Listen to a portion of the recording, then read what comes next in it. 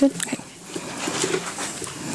Good evening. I call to order the regular meeting of Grover Beach City Council Tuesday, February 11th, 2025. This meeting may also be viewed on cable channel 20 in Grover Beach and is available on live streaming on www.slow-span.org. Members of the public may provide public comment during this meeting by attending the meeting or calling 805-321-6639, and the phone line is now open. Tonight, our flag salute is being presented by Raymond Wilna. So we'll have you come join us up here really quick so I can talk about you a little bit. Raymond is 9 years old and in the 4th grade at Fairgrove Elementary School. Raymond's favorite part of school is he enjoys being with his friends and recess. He loves living on the Central Coast because we are so close to the beach and all the outdoor activities here. Raymond would like to continue learning science in school and after graduation pursue becoming a scientist. Outside of school, his hobbies include playing football and video games. Tonight, Raymond is accompanied by his parents, Jessica and Raymond Sr. All right, we'll let you take the lead. How about everybody join us and stand?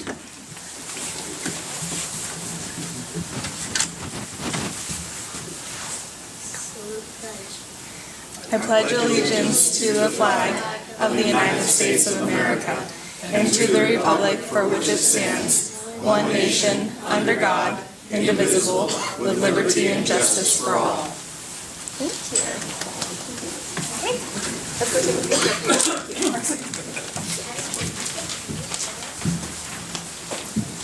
And we got a little gift bag with some school supplies and a certificate for you for presenting on behalf of the city. All right. Like that. Perfect. There we go. Thank you. All right. Thank you so much.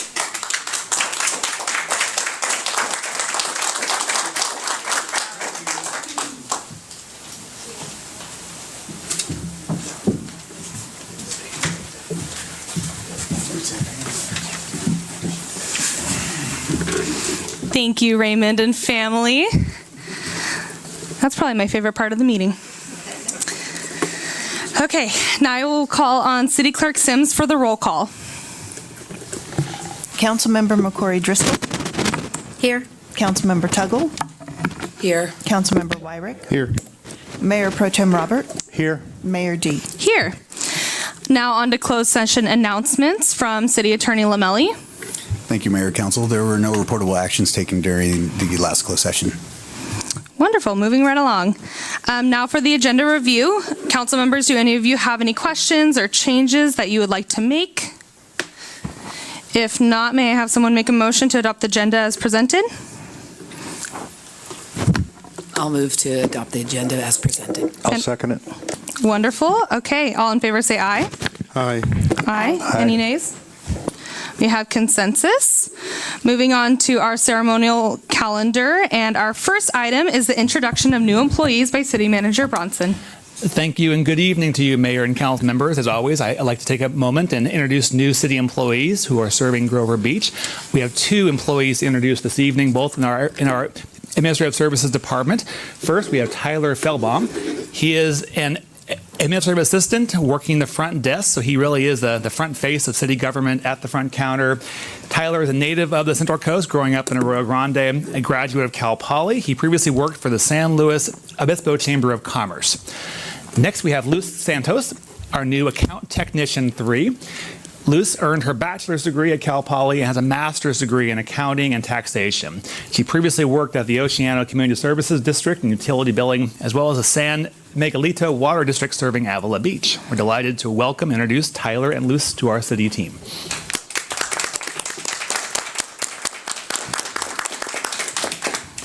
Thank you. Council members, do you want to make any comments at all? I'll just welcome you. Thank you for joining the team and hope you have a long, prosperous career. Thank you. Same here. Thank you for joining us. It's nice to know we've got people that are grooming themselves in other local communities and coming to Grover. Thank you. Yes, I want to thank you for adding your expertise to our city to help serve everyone who comes over, and it's always good to see you every time I do come to the front counter. You've always been very polite, even before you knew I was a council member. Yeah, thank you so much. I'm looking forward to working together. Yeah, and to echo everybody else, thank you so much. It's very exciting to have new members of the team. So now on to the introduction of Five Cities Fire Authority new captains and firefighters with Chief Scott Hallett.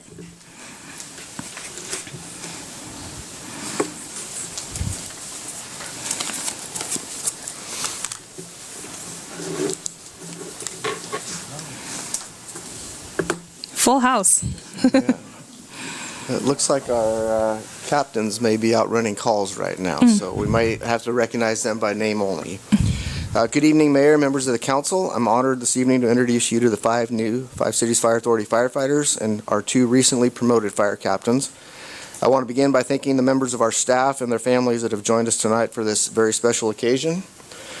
Our new firefighters completed their rigorous 8-week internal fire academy on Thursday, January 30th, and I can't be more proud of their accomplishments and how they all performed throughout the academy.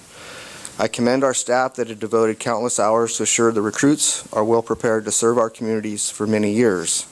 When we began this recruitment process, our goal was to find individuals that not only met our training standards, but most importantly, individuals that embodied integrity, compassion, professionalism, and the desire to be unselfish, dedicated public servants that will be future leaders in our organization.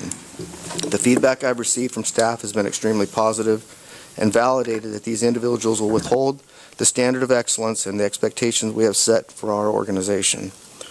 I would also like to thank the families that have supported our members through this process. An enormous amount of time is devoted to a successful recruit academy, and it does not go without sacrifices being made at home. And with that, I will begin the introductions. I'll start with Matt Burrows. Matt was born and raised in the city of Highland. He graduated from CSU San Bernardino with a bachelor's degree in biological psychology with honors. Matt completed the Hancock Fire Academy in 2023 and was hired as an ambulance operator with the Laverne Fire Department, where he worked until beginning the recruit academy with FCFA in December. Matt is happy to have relocated to the Central Coast, where he and his family spent time vacationing when he was growing up. You lost one. I lost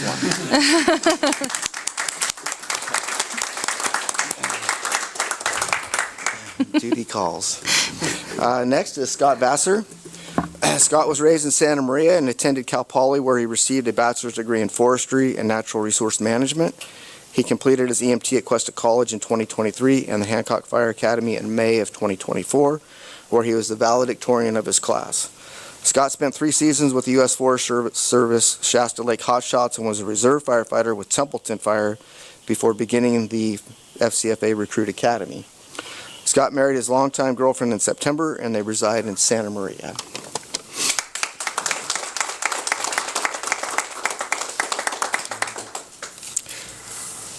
And Courtney is still here. Courtney was born in Arizona and moved to California as a child. Her mother died when she was 13 years old, and she was appointed a volunteer advocate at 16 years old through the CASA program. She credits her CASA advocate as a mentor that provided her guidance to achieve her lifetime goals. Courtney attended Cuesta College and earned her AS degree in child development and was hired as an intern with San Luis City Fire. She completed the Hancock Fire Academy in 2023. Courtney's path in life did not have the traditional family support many of us were blessed with. She is an example of what someone can accomplish in life with perseverance and determination, despite the obstacles you may have to overcome. Courtney is the first full-time female Five Cities firefighter and resides on the Central Coast.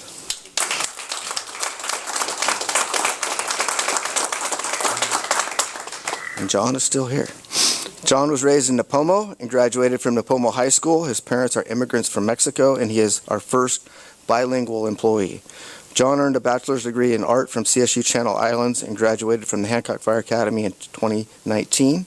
He was hired by the Vandenberg Fire Department in 2020, where he worked as a firefighter and driver-operator until he began the Recruit Academy with FCFA.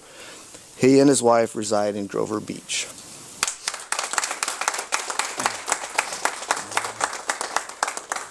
And Nathaniel we lost, but Nathaniel was raised in Orange County and attended the University of Hawaii on a soccer scholarship, where he earned a bachelor's degree in kinesiology.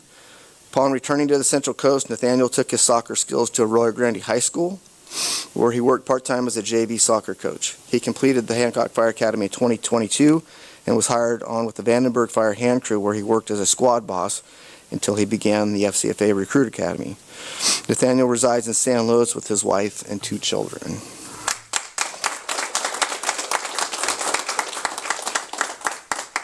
And it looks like we have no captains, but I will start with Captain Matt Hendon. Matt graduated from Rigetti High School in Santa Maria and earned a bachelor's degree from UC Santa Barbara in business and economics.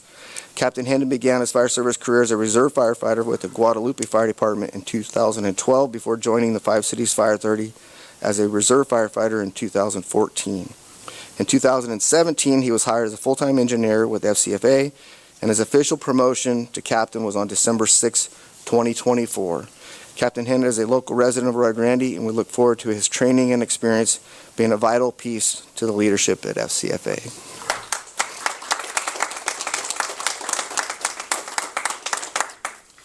Captain Ian Bennett is also not here, but his wife and kids are, so we can acknowledge them. Captain Bennett began his fire service career as a volunteer firefighter and driver operator with the Winters Fire Protection District in 2002. In 2006, he was hired by the City of Arroyo Grande as a water system operator, which is when he joined the Arroyo Grande Fire Department as a reserve firefighter and driver operator. In 2011, Ian was hired full-time with the FCFA as a fire engineer and an acting captain until his promotion in November of 2024. Ian has over 22 years of experience in the fire service and has been an instrumental leader in the department, serving as a lead instructor for our Recruit Academy and being recognized by his peers as the 2024 Firefighter of the Year. Ian and his wife, who is an employee of Grover Beach, the city of Grover Beach, and their 2 children reside here in the Five Cities. I'm extremely excited to what the future holds for all of them and the opportunity has given us as an organization. And with that, I introduce what's left of our new members. Thank you.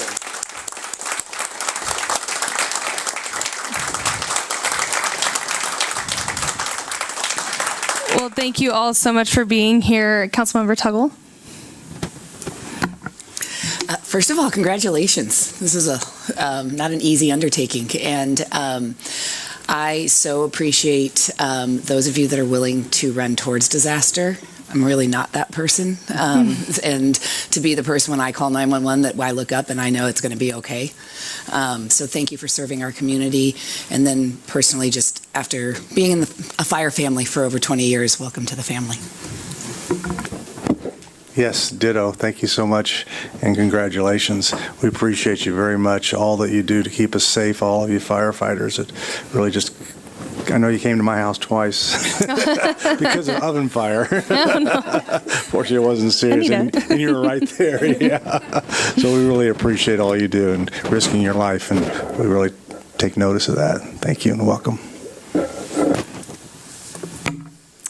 Same here. Congratulations to all of you. Thank you for your service. Thank you for keeping us safe and feeling safe even when we don't need you.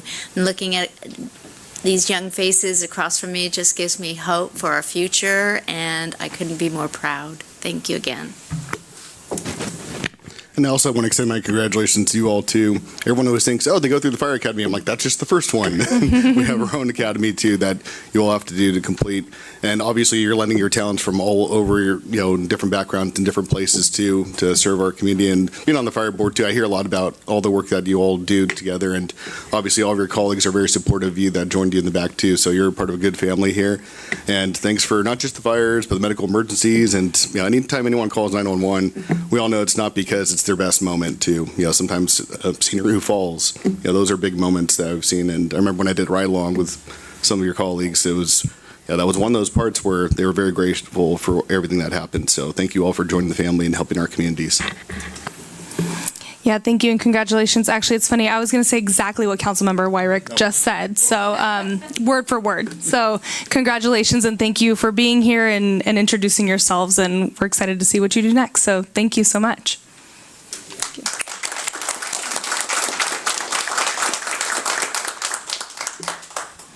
All right, tonight we have no presentations, so we will move on to public communications. Before we start our first public communication period, I wanted to share some helpful information about our meeting procedures and protocols. Our meetings are designed to proceed in an organized and efficient manner and effectively conduct city business. The council welcomes and values public comments, which can be shared at the designated time from the podium using the microphone. This ensures that all remarks are properly heard and documented as part of our official meeting record. The council requests that all comments be addressed to the council as a whole. The council further requests that speakers refrain from directing individual comments at staff members. To maintain an orderly process, we kindly ask all attendees to refrain from creating disruptions during the meeting, interrupting speakers who are addressing the council, or impeding on the council's ability to conduct business. For clarity, disruptive behavior refers to any actions that interfere with or impede the orderly progression of the meeting. Should disruptions occur, the council may need to take certain measures such as calling a recess, clearing the chambers, or in rare circumstances, canceling the meeting. We greatly appreciate your understanding and cooperation in maintaining a productive environment that serves our entire community effectively, and thank you for your attention to these guidelines. So during this time, the council will allow public communication with additional communication, if necessary, allowed after the regular business items. Any member of the public may address the council for a period not to exceed 3 minutes total on any item of interest within the jurisdiction of this council. The council will listen to all communications. However, in compliance with the Brown Act, the council cannot act on or discuss items not on the agenda. So this comment period will allow up to 15 minutes. If we have more than the 15 minutes or the 5 people, 3 minutes each, who would like to speak, additional communications are allowed after the regular business items. So I will call on our first speaker, Jean Quayle.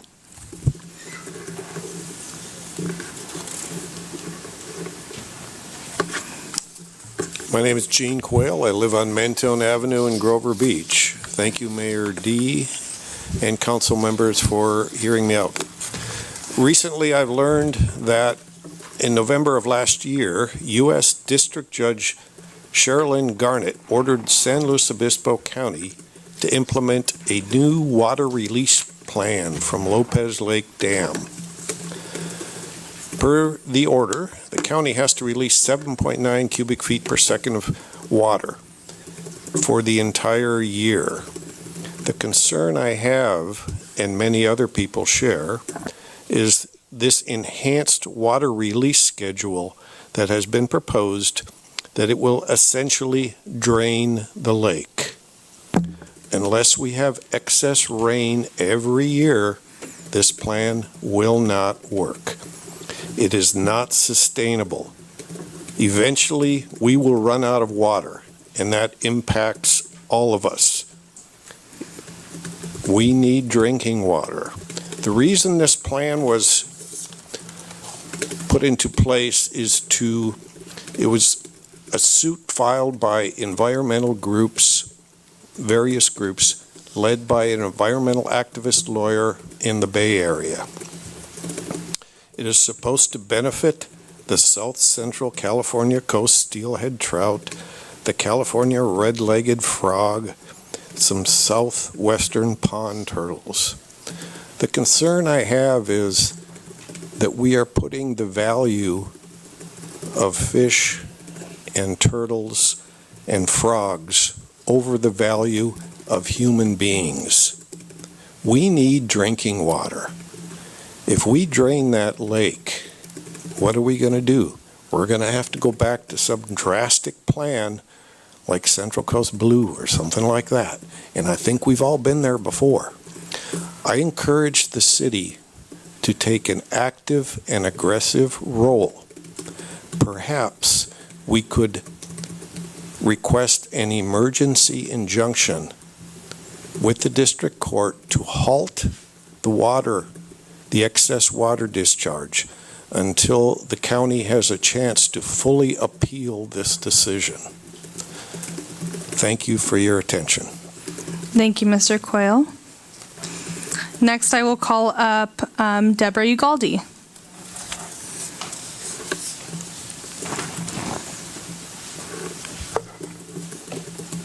Thank you very much, Mayor and council members. Can you hear me? Mhm. Good, okay. David Swift and I are here to present this evening. Our idea is we want to celebrate Earth Day with an water reclamation expo.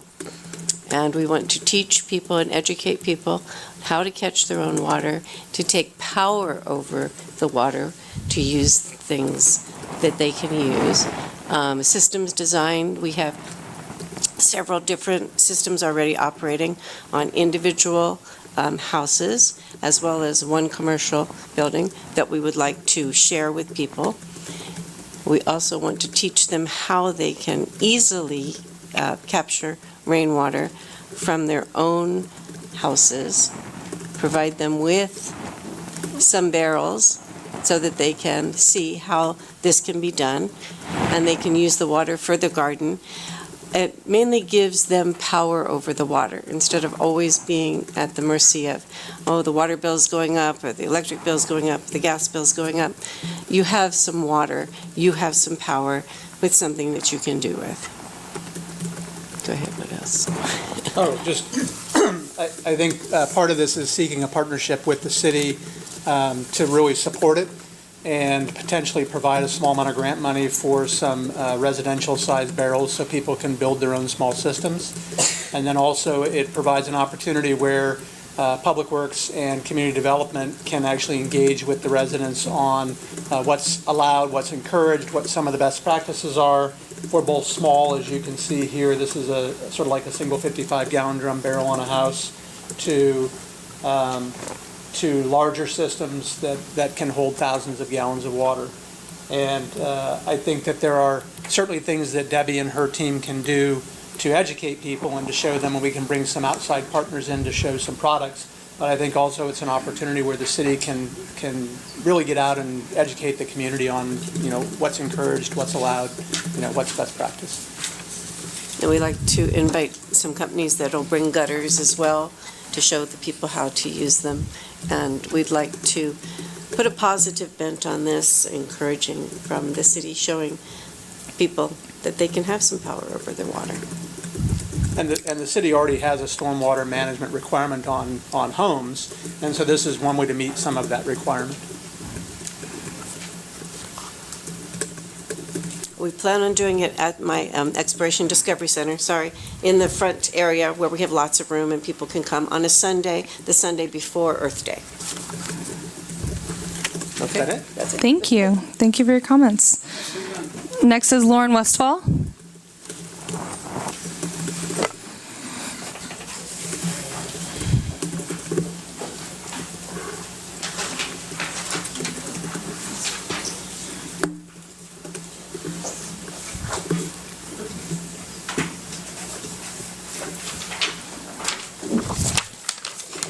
Good evening, Madam Mayor and council members. I'm Lauren Westfall. I live on Newport. I would like to bring this to the council's attention, as well as everybody that's listening on TV and those who are in the audience that I just provided a couple of handouts to. $452,000 was loaned from the wastewater fund, according to the financial analysis and rate study dated December 27, 2016. I'm stressing this date, 2016, on page 10. It stated, based on the information provided in the fiscal year of 2017's budget, as well as a discussion with the city, that the wastewater fund is budgeted to provide a loan to the general fund in the amount of $452,000. It further states that the loan was to be repaid in 5 years, which by my calculation is by 2022. I ask if when this loan was repaid to the wastewater fund. I also found it interesting that on March 6, 2017, the council approved a 5% increase in wastewater rates annually over a 5-year period to provide funding for a 1.8 to a 1.9 million, depending on what document you read, for wastewater infrastructure needs. In addition, water rates increased 25%. My question tonight to you members was that $452,000 loan repaid back to the wastewater fund? How was the city legally able to loan the wastewater fund to the general fund and a couple of months later justify to raise the rates?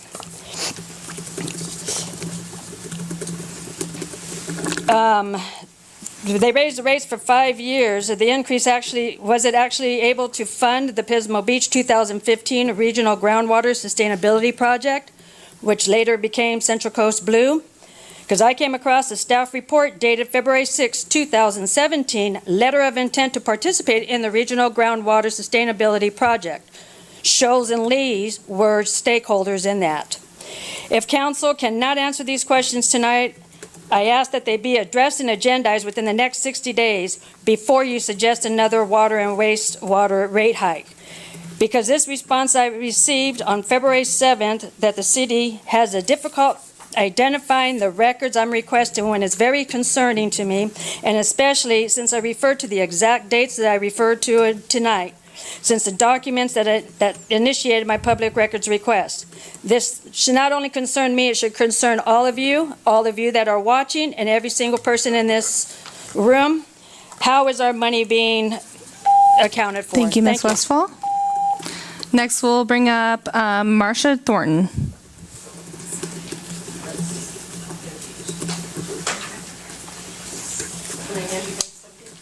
You can bring it over there. I don't want them to know. I want you guys. They already have it.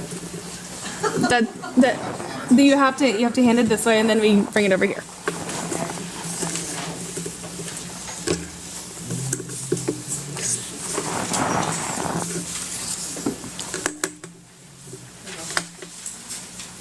Thanks.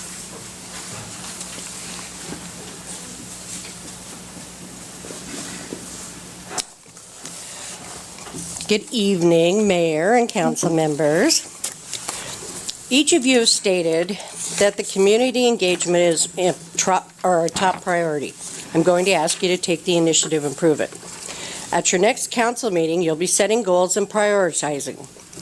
Grover Beach City staff put out a survey on the city website last year, and it was available for about a month. Anyone could participate in it, and 86 people responded. On January 28th, the city staff held a community priority forum. 22 attended. That's 108 people out of a population of 12,547. It's not a good representation. Why didn't more people respond to the survey or the forum? I certainly can't tell you, but I can tell you not everyone has a computer or access to the internet. People are tired when they get home from work, and they're not going to get on the computer and go to the city website and look for a survey they might take or see what's going on. It's just not something you do after work. There's a lot of people that don't drive after dark. A lot of people don't leave their house after dark. They're not going to attend a forum that's from 6 to 8. Even if they were to know about it, how would they find out? Because most of them don't have a computer. What I'm trying to impress on all of you is what's been done here, the survey and the forum. It's a poor attempt at engaging the citizens. If you want to engage your constituents, you have to go to them. You ask to be your district's representative, show them that they do matter, that their opinion counts. Back to the beginning, you each have approximately 2,000 people in your districts. Cassie, you cover them all. I challenge each of you to talk to 100 people. I've given you the priority thing with what the survey involved, what the forum actually asked, and the results. It's really easy. Do something like that. Just make it a drop down where people have to prioritize 1 to 5 what they feel is important, and you are going to find out and have a lot better idea what your citizens want, what direction they feel the city should be going. And at the forum, people were asked, or Mr. Bronson was asked, if by chance something like this could be put in the water bill. Said that was up to you folks, which I realize that's the way things are done. But, you know, you'd have to, delay your goal-setting session if it were to go in the water bill? But it's not hard to talk to 100 people, trust me, guys. I mean, Come on, if you ran for office, you know what's involved. You can do this. Show people you really, really want to know and you want them involved. Thank you, Ms. Thornton. Wonderful, thank you. Dare ya. Do we have anybody on the line? No, we have no one on the line. Wonderful, then I will close public comment. And now we will move on to the consent agenda. The following routine items are listed on the consent portion of the agenda, are scheduled for consideration as a group. This includes the minutes of the City Council meeting on Monday, January 27th, 2025, and the appointment to the Parks, Recreation, and Beautification Commission. So now I will open public comments on the consent agenda, and I don't have any speaker slips, so I will open up public comment on the consent agenda. Is there anybody on the line? No, there's no one on the line. Then I will close public comment. Council members, do you have any items that you would like to pull for separate consideration? Any discussion? All right, well then I will, can I have a motion to adopt the consent agenda as presented? I move to adopt the consent agenda as proposed. I'll second it. Wonderful. We have a motion and a second. Can I have a roll call, please? Councilmember Tuggle? Yes. Mayor Pro Tem Robert? Yes. Councilmember McCory Driscoll? Yes. Councilmember Wyrick? Yes. Mayor D. Yes, perfect. Now we'll move on to our public hearing. The public hearing is regarding the closeout of State Community Development Block Grant Coronavirus CDBG-CV Contract 20 CDBG-CV2-3-00077. And I should have let you say all that. Community Development Director Martin and Associate Planner Reese. Good evening, Honorable Mayor and City Council. I'm pleased to present the accomplishments and expenditure report for the city's final CDBG coronavirus contract tonight. The city has, as a non-entitlement community, assists low and moderate income families and households through the Community Development Block Grant Program that's administered by HCD, or Housing and Community Development. Over the past 11 years, the city has been awarded contracts totaling $11.5 million for various public improvements and services. Once a CDBG contract has been expended, HCD requires that a closeout hearing be conducted at a public hearing as part of the closeout process. Tonight's hearing is to close out the CDBG Homeless Services Program, which was administered by Five Cities Homeless Coalition, which was funded by rounds 2 and 3 of the CDBG's coronavirus funds. A total of $256,000 was awarded and expanded outreach efforts by Five Cities Homeless Coalition to address the health and safety challenges related to COVID-19 by providing a variety of services, including hotel isolation, testing, and distribution of PPE, food and hygiene supplies. The program ultimately assisted 1,100 individuals, including 600 individuals during outreach efforts and 540 individuals at their navigation center. As a result of the additional engagement provided by the program, 93 of these of the 1,100 were connected to the Cabins for Change or Ballyco on Barca non-congregate shelters, and 45 have been permanently housed. It's recommended that the City Council solicit citizen input regarding the expenditures and accomplishments of this program, and then direct staff to proceed with submitting the required documents for closeout with the state. That concludes staff's presentation. Wonderful. That was great. Okay, so I will bring it to questions. I'll start with Councilmember Tuggle. Do you have any questions? I don't. Mayor Pro Tem Robert? Nope. Councilmember McCory Driscoll? And Councilmember Wyrick. And just always a clarification that this public hearing is just part of the required process. It doesn't indicate anything special outside of it just being required. Is that correct? Correct, it is required. Thank you. Thank you. Okay. And confirming, the city just worked as, was the pass-through for the dollars. Correct. Yeah. Okay, so now I will open the public hearing, and I have one speaker slip, Debbie Peterson.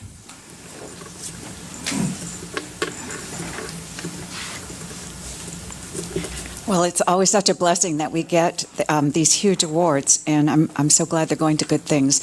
I don't know where we are in the process this year, and so I may be asking something that I should already know, so maybe you can enlighten me if that's the case. But I would like to ask if we will be able to get any more funds. I know the goalposts move every year. If we'll be able to get any more funds to do the underground infrastructure, the sewers and all the other things that are underground that we need to do before we do streets. That's been so helpful. So I just wanted to check in and see if that would be an option for the future. Thank you. I don't have any other speaker slips. Yes, go ahead.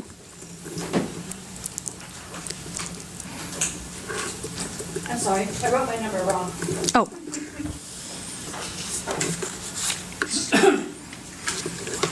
Ms. Westfall, you wanted it for number 5 and 6, or just number 5? Just 5, got it. And of course, I left my speech. Anyways, basically, to reiterate what I earlier said, my name's Lauren Westfall. On grant money on the CBG, oops, I think I gave you guys, nope, I just wrote my, on the CBG grant, in 2014, you guys received a 1.8 million grant.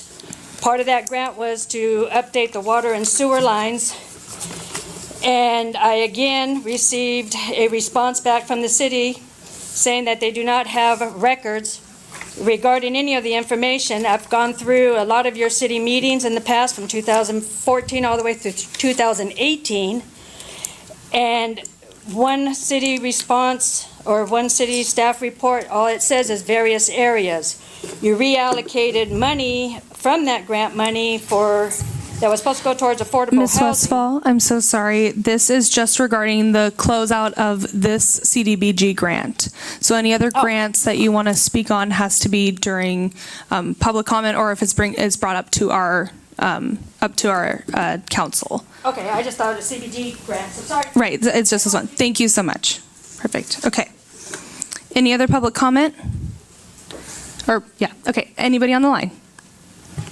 No, there's no one on the line. Then I will close the public hearing, and I will bring it back to the council.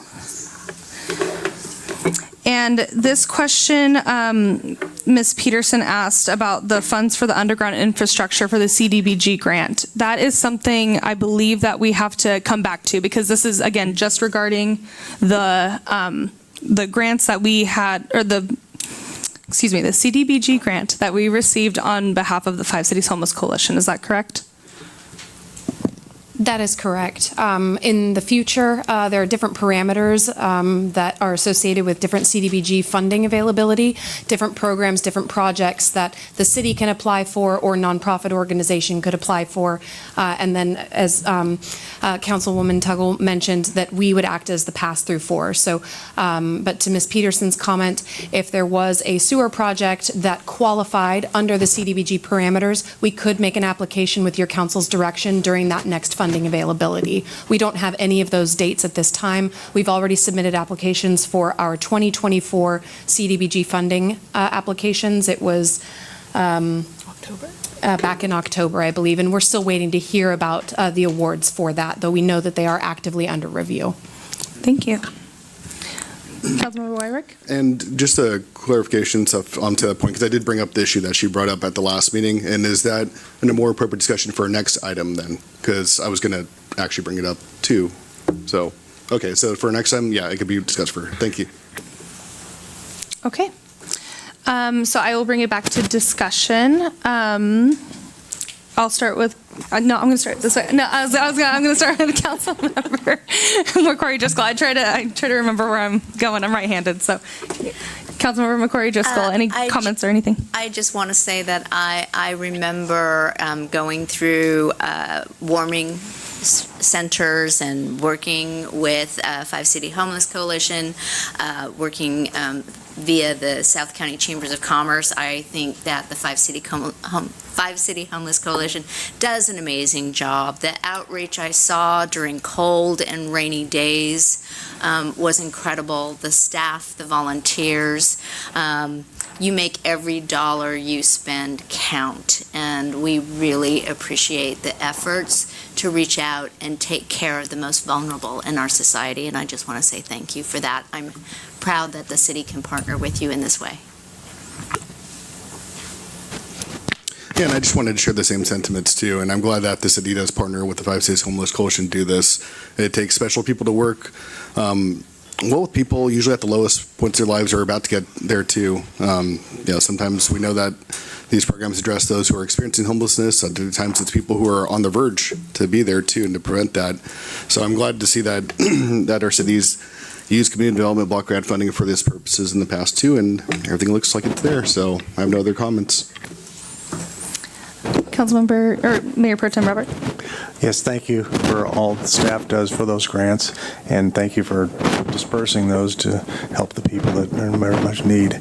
And sorry that you won't be around here forever, Jan, but I know that everything has to come to an end, but I'm sure the 5 Cities Homeless Coalition will live on and continue the great work. So thank you very much. Thank you. Councilmember Tuggle. And again, thank you. And thanks for being here tonight and being the face of the work. We appreciate you. And just to echo everybody else's comments, yeah, thank you to 5 Cities Homeless Coalition for being a great resource for the individuals, the unhoused individuals in our community. And thank you to staff and a previous council that allowed these funds to be given to help those in our community, because, you know, we can sit up here, but it's the strengthening the bonds between the organizations that we have here is just really important. So thank you so much. So with that, I think that I will entertain a motion. Can I have a motion to accept the closing out of this CDBG? I'll make a motion that we close out the grant block grant. I'll second it. Is that perfect? Is that a sufficient enough motion in a second? Wonderful. Okay, so all in favor say aye. Aye. Aye. Any opposed? Okay, motion carries. Thank you so much for being here. Now we will go on to our regular business item, which is the fiscal year 2024 to 2025 mid-year budget review, general fund forecast, and budget policy update with Administrative Services Director Zamet. Good evening, members of the council and Mrs. Mayor. It's a pleasure to be here in front of you and presenting on the mid-year and 5-year budget forecast. So I will just go ahead and get started with the PowerPoint. To sum up, general fund for budget, we are expecting a little bit slightly better picture than as budgeted with at end of the year with $517,000. This is largely from lower than anticipated costs related to labor and supplies. We are projecting slight decreases in revenue, as I'll demonstrate on the next slide. We see property taxes as the year ends. We estimate property taxes to be at about 103% of budget. However, sales tax 94% with transient occupancy, as well as cannabis and franchise fees slightly down from initial budgeted projections. General fund expenditures, we anticipate to be salaries and benefits to be $407,000 less, as well as supplies and services at $234,000. Slight increase for minor capital expenses, which is mostly related to vehicle maintenance charges due to staffing shortages in our vehicle maintenance division. Briefly touching on the water fund. Revenues have returned to the revenues have been adjusted to return to the 2021 rate study. We have another 4% increase scheduled to take effect July 1, 2025. On the expenditure side, we've pretty much leveled out the capital plan to remove the automated reader meeting, 16th Street booster station, water main zone valves, and other capital projects to reduce the impact to our reserves. Barring no changes, we'll likely have a structural deficit that will widen in the years, in the forward-looking years. Bottom line, our reserves are diminishing. Unexpected challenge to whether it's capital or an unexpected expense could create a situation that would diminish reserves even further. We did have repayment for Calvin Court this year, which is kind of masking a little bit of a larger decline in our revenue base. Wastewater funds, again, the rates have also been returned to the 2021 rate schedule. We have another 4% increase scheduled for July 1, 2025. We've minimized our expenditures to basically contain our reserves, as well as capital projects. Like the water fund, the current rate schedule will not sustain to maintain fiscal solvency in the long term. So you can see there's pretty dramatic difference in the column chart there for 2024 between revenue and expense. So we're looking at somewhat of a shortfall in the current year. Mid-year appropriations requests. To touch on this, requests are driven by higher than anticipated costs in public works, police, and non-departmental expenses.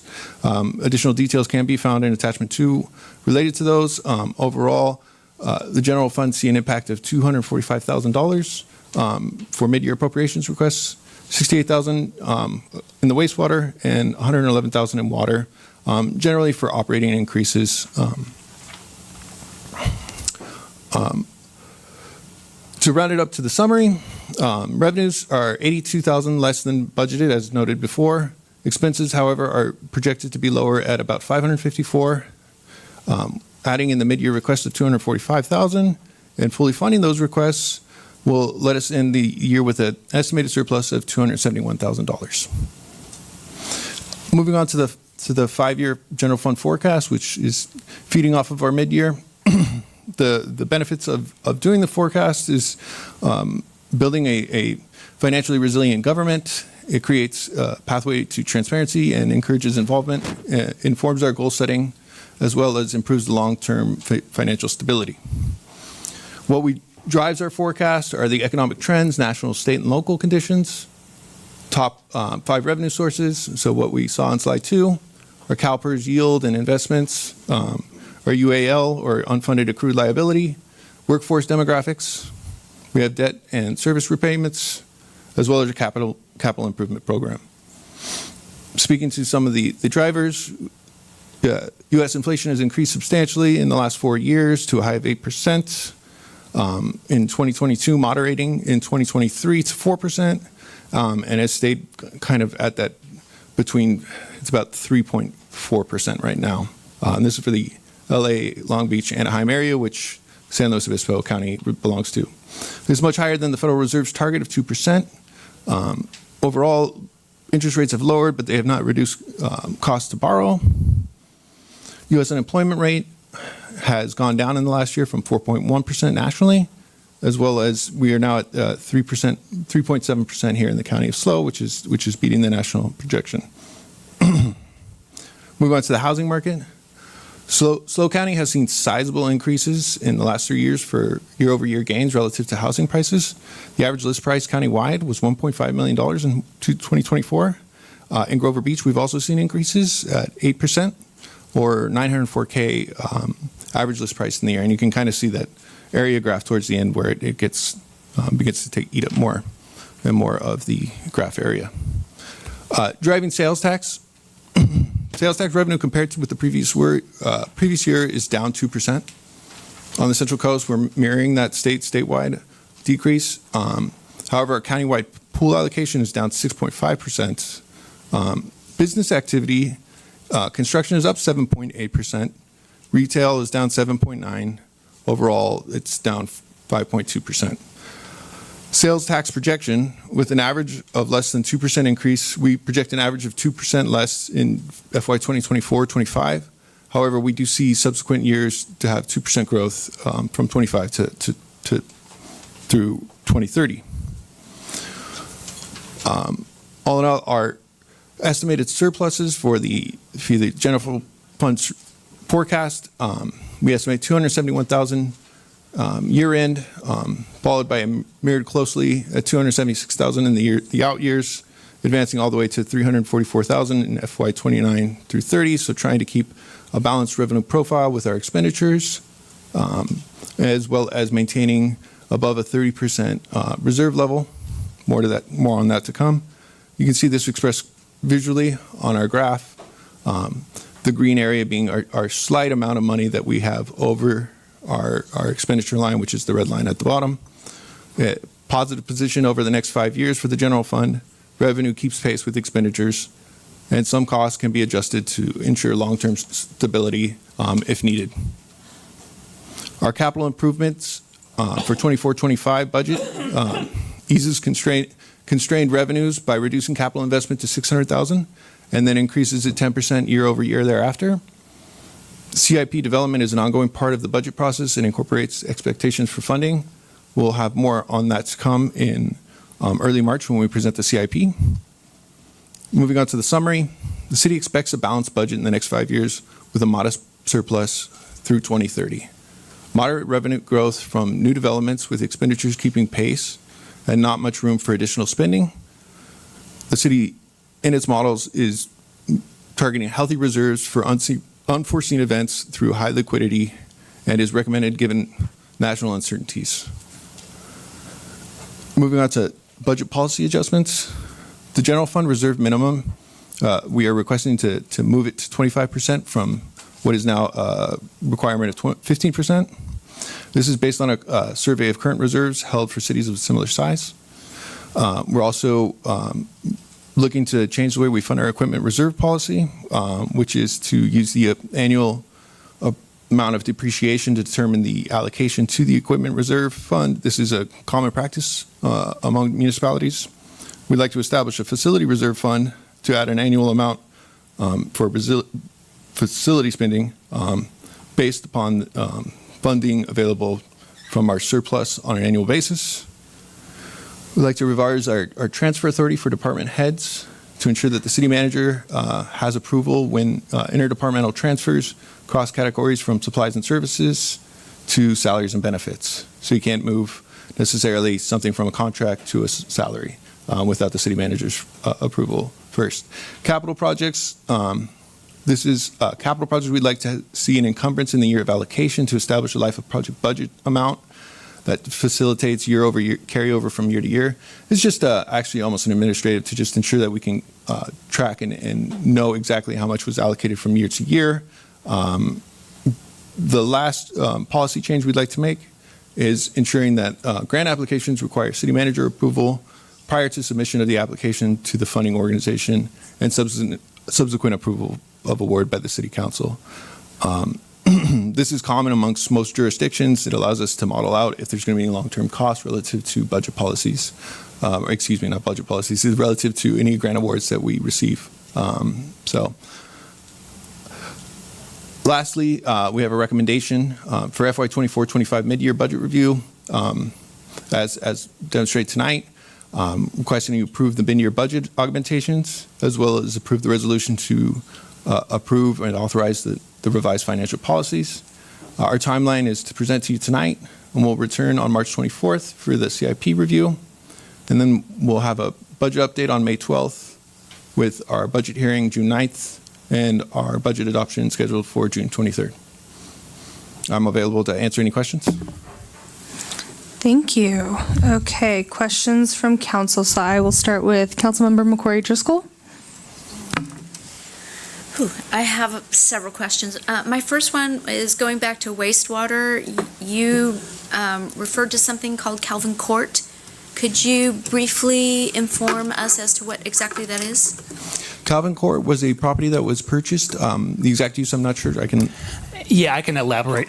This was regarding the property acquisition on Huber Street and Calvin Court for the Central Coast Blue project. When we withdrew from the project last June, part of the transaction was for us to get reimbursed for our share of the property costs. So that was not just Calvin Court, but Huber Street and Calvin Court. So that was money that we received back into our wastewater fund and have put back into the budget. Okay, thank you.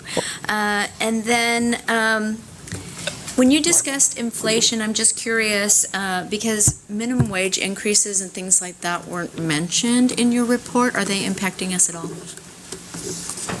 I can take that one. Generally speaking, our pay scale doesn't involve the minimum wage. We generally have higher paid employees than that. So no, there's not been a direct impact from minimum wage increases, and we don't anticipate there will be in future years either. I just know that usually when the bottom goes up, everybody else goes up with it. So thank you. sales tax projection, you mentioned in your long-term 5-year forecast that you are planning a 2% increase for sales tax in the upcoming years, even though we trended down 2% recently. Yeah, according to our sales tax forecast that we have prepared by a consulting firm, they basically indicated that we'll probably be trending closer downward this year, but in the out years, it seems like we're bottoming out, and that the projections are to kind of increase from there out. Given we have several new developments coming online and the finishing of West Grand Avenue, all these things will help in a positive way impact our sales tax revenue. And I appreciate the fact that we're also getting outside consulting when you're doing all this, so thank you for that. I do too. Last one, I'm sure it helps lighten the load. You all work so hard. The other one is, I also just want to comment, I appreciate the grant award procedure that you're suggesting, only because I know from experience a lot of grants, it's great to have that money, but there are long-term costs that come along with projects and development that we initiate through grants. So I just want to say thank you for thinking about that long-term. That's it. Wonderful. Councilmember Wyrick? Yeah, I have a number of questions, and whoever this appropriate staff could answer them. So first, actually, to the community development block grant funding on the topic of wastewater. And I did want to confirm, for staff's understanding, is there current city council direction to have the next CDBG application applied for wastewater? Since back in October 2024, I do recall that, and I know that because I was the one who was recommending it, and the rest of the council agreed that during that one, they would apply for the Rona Garden Part 2, but that the next one would be for wastewater. So I did want to confirm if that is staff's understanding. That is staff's understanding, and it was the council's direction. It's just a pending process for that application. Okay. So, and then now me always taking a little tone of caution. Since CDBG funds are federal funds awarded through the state government, has there been any indications of their continued existence as we understand them? Because when different things happen, within this past month on the federal funding freeze, I'm not sure to what degree that evaluation's occurred or at least reached down to our city level and where that program's going, if it will continue to go. Yeah, I mean, there's a lot of uncertainty right now with federal funding in general. We are tracking it closely. I think our full exposure at the moment is around $300,000 of things that may or may not be reimbursed, that we have federal grant funding allocated but not received. And then, of course, we do have a pending CDBG grant, which has not been expended for Ramona Park. Okay. And so it's not clear yet if CDBG as a program will continue either, or is it on cutting block or not? Okay. No, I don't think HCD knows the answer to that at this point. But again, we will be working with them to track carefully how that's going to turn out. Okay, thank you. And then to Nick, when you mentioned the term fiscal solvency, several times it was mentioned that maintaining fiscal solvency and not being there for certain enterprise funds. What effect does that actually mean on a practical basis, like on our bonds, credit ratings? Liquidity comes up. So how does that, when the fund is not fiscally solvent, how does that affect things outside of it? Yeah, for the water fund, for instance, we have it required to maintain a certain level of net revenue as relates to water bonds that we have issued against it. So what it essentially is right now is 1.2 times our net revenue. Not to get too detailed, but essentially that means we have to keep that amount of liquidity in basically the net revenue, what we take in, free of basically any kind of operational expenses that would decrease between that ratio of 1.2% or 1.2 times. Fancy way of saying is that we have to have sufficient revenues. If we don't, in essence, we go below that 1.2. Our creditors could come in and require us to do a Prop 218. That would have a negative impact on our credit rating. It would likely downgrade us from a AA credit rating to what I can't precisely say. Depends on, I think, how substantive we were below that 1.2 mark. Right now we have well over, I believe, we're well over the amount that's required. Okay, thank you. And my next question goes on the pension unfunded accrued liability. What's roughly our current funded status, which, and could you describe when we say funded status, what that means, since it's not an intuitive term for most people in the public? Right. We're roughly at about, across all plans, about 70%. Obviously, it's higher for the PEPRA plans than it is for the classic plans. Can you define PEPRA and classic? Yeah, PEPRA is Public Employees Pension Reform Act, which was implemented in 2013. Essentially, people who have entered government service under a CalPERS, the slide. The CalPERS plan in 2013 essentially allows the different classification of what kind of benefits you get. For instance, I'm a PEPRA employee. It allows me. I don't allow. Essentially, my retirement date is later than those who are classic members. So, or at least I could retire 62 as opposed to 52 under a classic membership. I also would earn a different percentage on each year of annual, the way that basically the benefits are determined. So it's a lesser amount, but it's a lot more cost affordable for municipalities. And then for CalPERS, that it's funded with contributions from the employers, which is the city government in our case, then the employees too, but then also the third part is investments through their portfolio. And could you describe how that works when the stock market changes and their investments change, how that impacts, quote unquote, the employer side, which is the city government, which is our obligation? Yeah, we've seen UAL costs, which is the unfunded accrued liability, again, go up because of what's called the discount rate, and that which has been gone down. I believe there was a downward revision in 2022 from 7.8%. It was, incrementally from 7% to 6.8%, which substantially reduced our funded ratio, because basically what it's doing is saying, in the future, we expect you to earn less on your investments. And in so doing that, you're going to have a larger unfunded accrued liability, which you can pay now. We'll charge you now a portion of that cost over a period of 15 to 20 years. And then if they were to say raise our discount rate in the following year, we could see our funded ratio on our classic miscellaneous plan jump by 10 percentage basis points. So significantly from a single. So the discount rate has a huge impact, as does inflation and mortality rates. So those. And when you say the discount rate, on the slide it says assume rate of return, and that's the same thing from my understanding. Is that correct? Correct. More or less. Okay. Yeah. And then city councils in the past have done what's called advance payments to pay down the unfunded accrued liability, the UAL, to increase its funded status at a higher level. What benefits does that have in both the short and long term when it comes to these CalPERS payments? It can have significant benefits on saving long-term amounts we pay basically on the interest or the amount that we have to pay annually to catch up to the difference between what we expected it to earn and what it is actually earning. So if we were to set aside a certain amount every year, in addition to what our UAL is presently, we could save on the order, depending on the plan, maybe perhaps $1 million over the period of 15 years rather than 20 years. So like a 5-year payment window. It depends on the amortization schedule you choose. They have 10 and 15 and standard of 20. So. And if our UAL is at a greater funded status, then ultimately things like our credit ratings and other things improve too, because they take that in consideration. Yeah, the higher our funded status is, the greater the greater that'll have a positive impact on our credit rating. Okay. And now going to one of the not so fun questions is in the mid-year budget adjustments, one of the things that's noted is related to, let's see, let me pull up the exact one. So it's under Fund 101, General Fund, and Public Works Sidewalk Repair. It says reimbursed by FEMA for $46,041. So the not so fun question is first, is that expense related to the tornado that happened in February 2024? Correct, it is. Okay, and then with under the Federal Emergency Management Agency, FEMA, what's kind of their traditional timeline for reimbursement for submission payment? Does it come quickly? Does it take a while generally?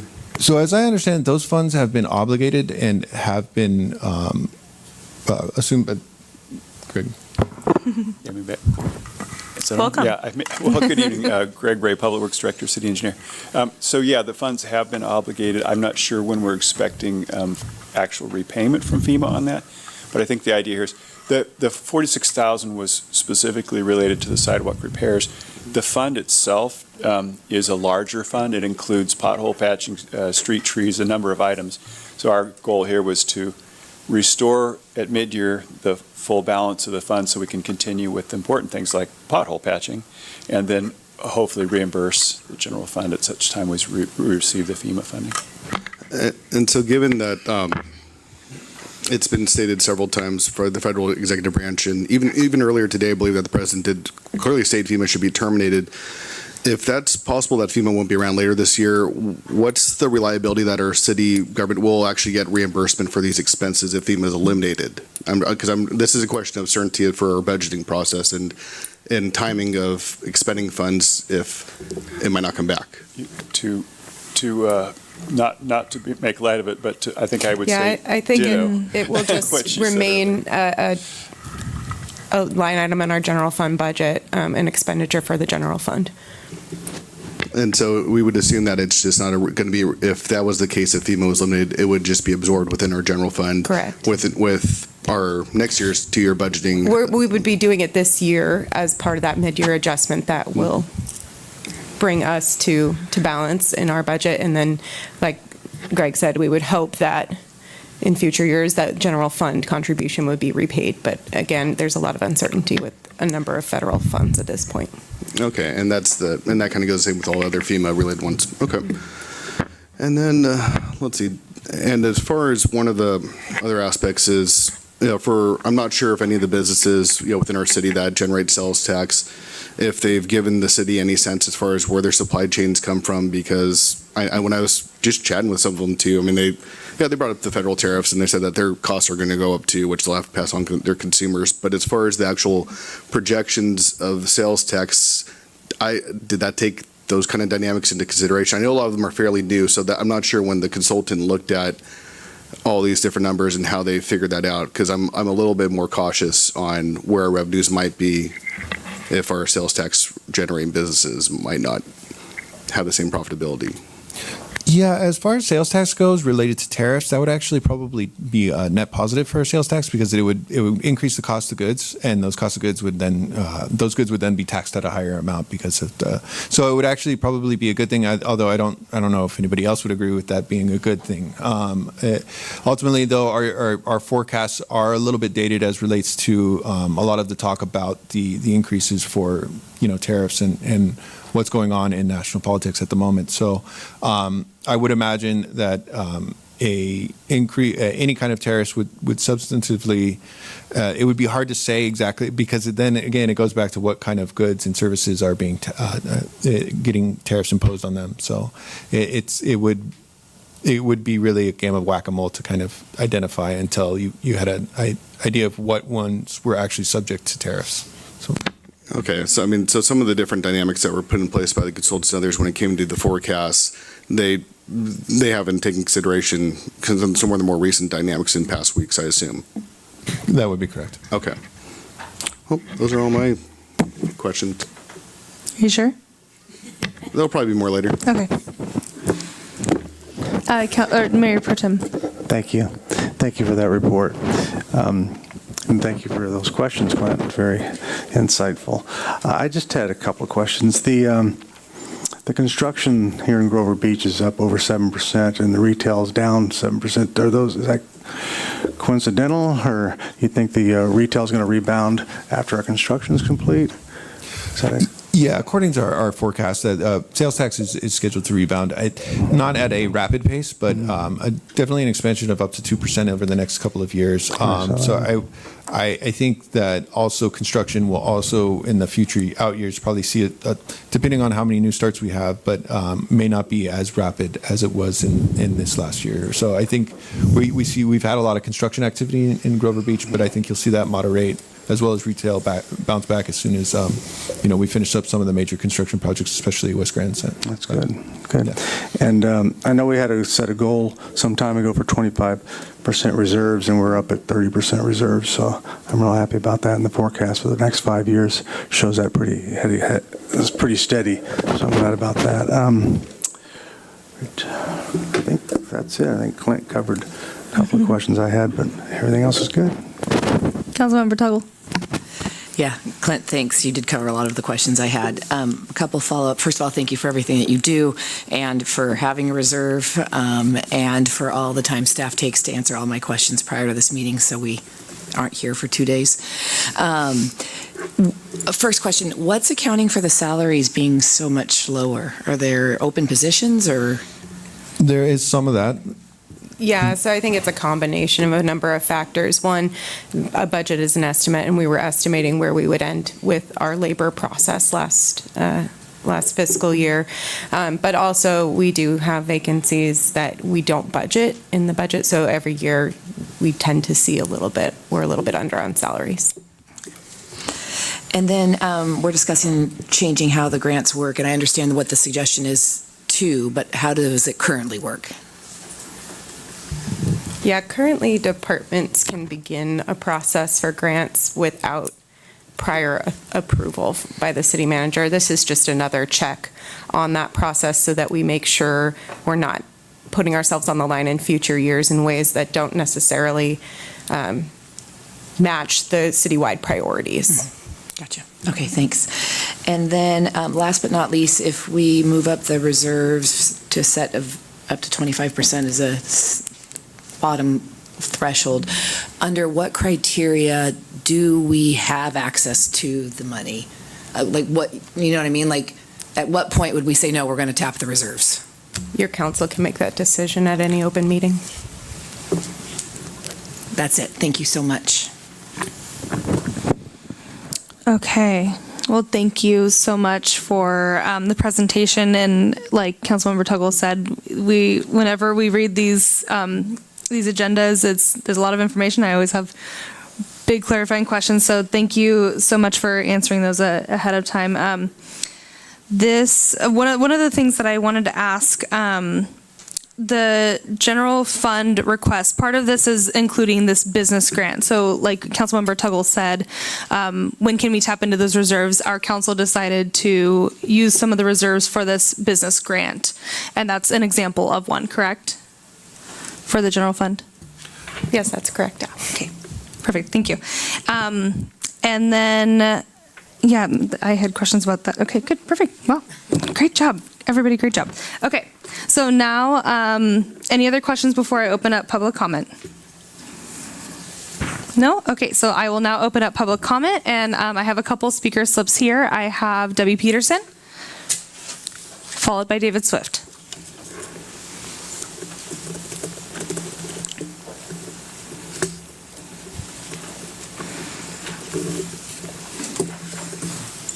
Mayor and council members, I'm Debbie Peterson, 160 South 3rd Street, and I wanted to cover a few points before I talk about the main ones.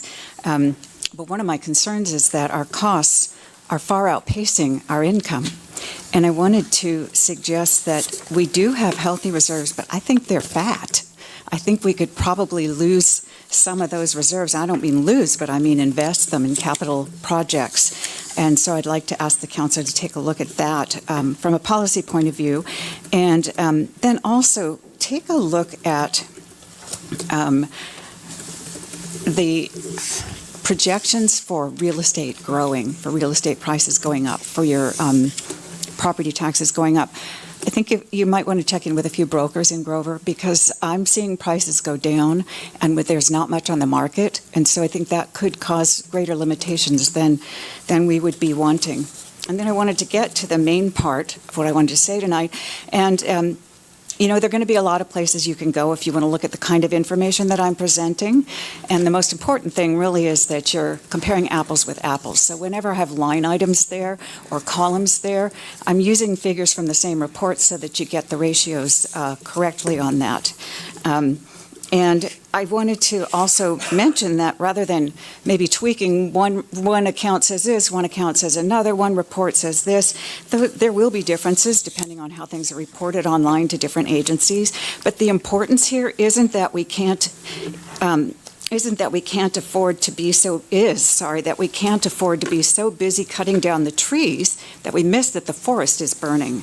And so I have here a chart, and my concern is that our salaries are at the highest percentage of anywhere else I can find in the state so far, anywhere that's in our county or more comparable in terms of size, that our salaries as a percentage of our revenues are incredibly high. And so I'd like to encourage you to tighten your belts rather than ask for more money. And I'm going to hide behind this because I want to say some things to you about this chart. Just make sure you're speaking into the microphone. Okay, thank you. I want to say some things about this chart. And I'm just going to give you the Cliff Note version, which is here. But essentially, Grover Beach has the lowest revenue of any other city with an assistant city manager, and the highest pay for that city manager and the highest pay for that assistant city manager. And most government agencies and businesses have employment to revenue ratios of 15 to 30%, but Grover Beach grew from 57% to 62% in the last year. Only 4 cities in the Thank you, Ms. Peterson. Thank you. Thank you. David Swift, followed by Pamela Storton. Good evening, Mayor and City Council. David Swift. I'm going to try to make 3 points if I can in my 3 minutes, so that's a point a minute. In preparation for this meeting, I was going back and looking at the rate studies for water, wastewater, past history. So the 2021 rate study and then the 2023 rate study to sort of compare projections, reserves, capital improvement projects, sort of try to reconcile all that, because I know your budget report tonight talks about some dire things in water and wastewater. And what I found is that it's really hard to track what was planned and what is actually being done. But what is fairly easy to see is that the operating deficit in water systems has basically been known since the drought, when our consumption went down and the system didn't account for that, and so they ran a deficit. And yet, that's 3 years running, and it hasn't been resolved. Right? So that's $500,000 a year for 3 years. Now, I know the rates in 23 intended to resolve that, hidden amongst all the other things in the rates of 23, but those were basically repealed, and all along the way, nobody has gone back and tried to fix that problem or even communicated that problem. And I think it's up to you guys to show some leadership and fix it.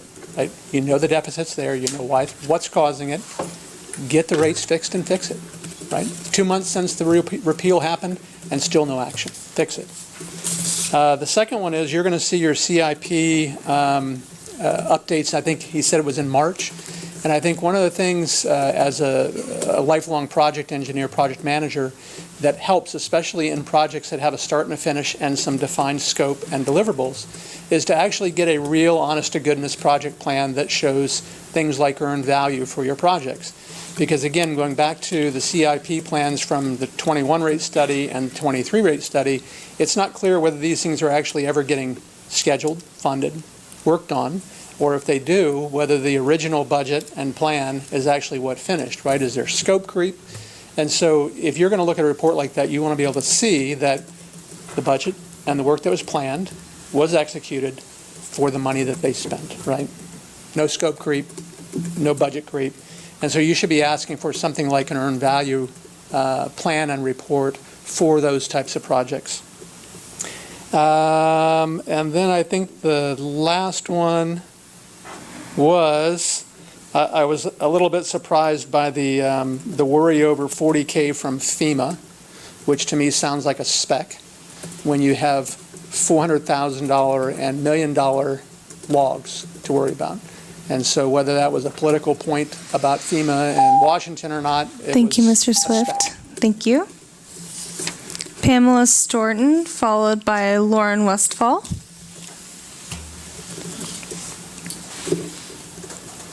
Pamela Storton, Grover Beach resident, and I'm also a real estate broker. I've noticed one of your slides was a bit off up there.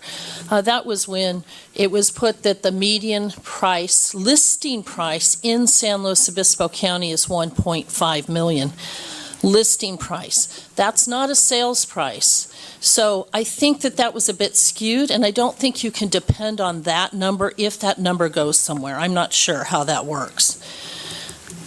The median price for solds in Grover Beach is anywhere between $782 and $799, half of the number that was put up there. And it's down year over year, anywhere between 2.6 and 4.9%. So make sure that your data is correct to this city, because it jumps around. It's Grover, then it's SLO, then it's LA, and everything seems to justify the slant of where we think we're going. Let's just be really reality-based when we're looking at budgets and looking at the data correctly.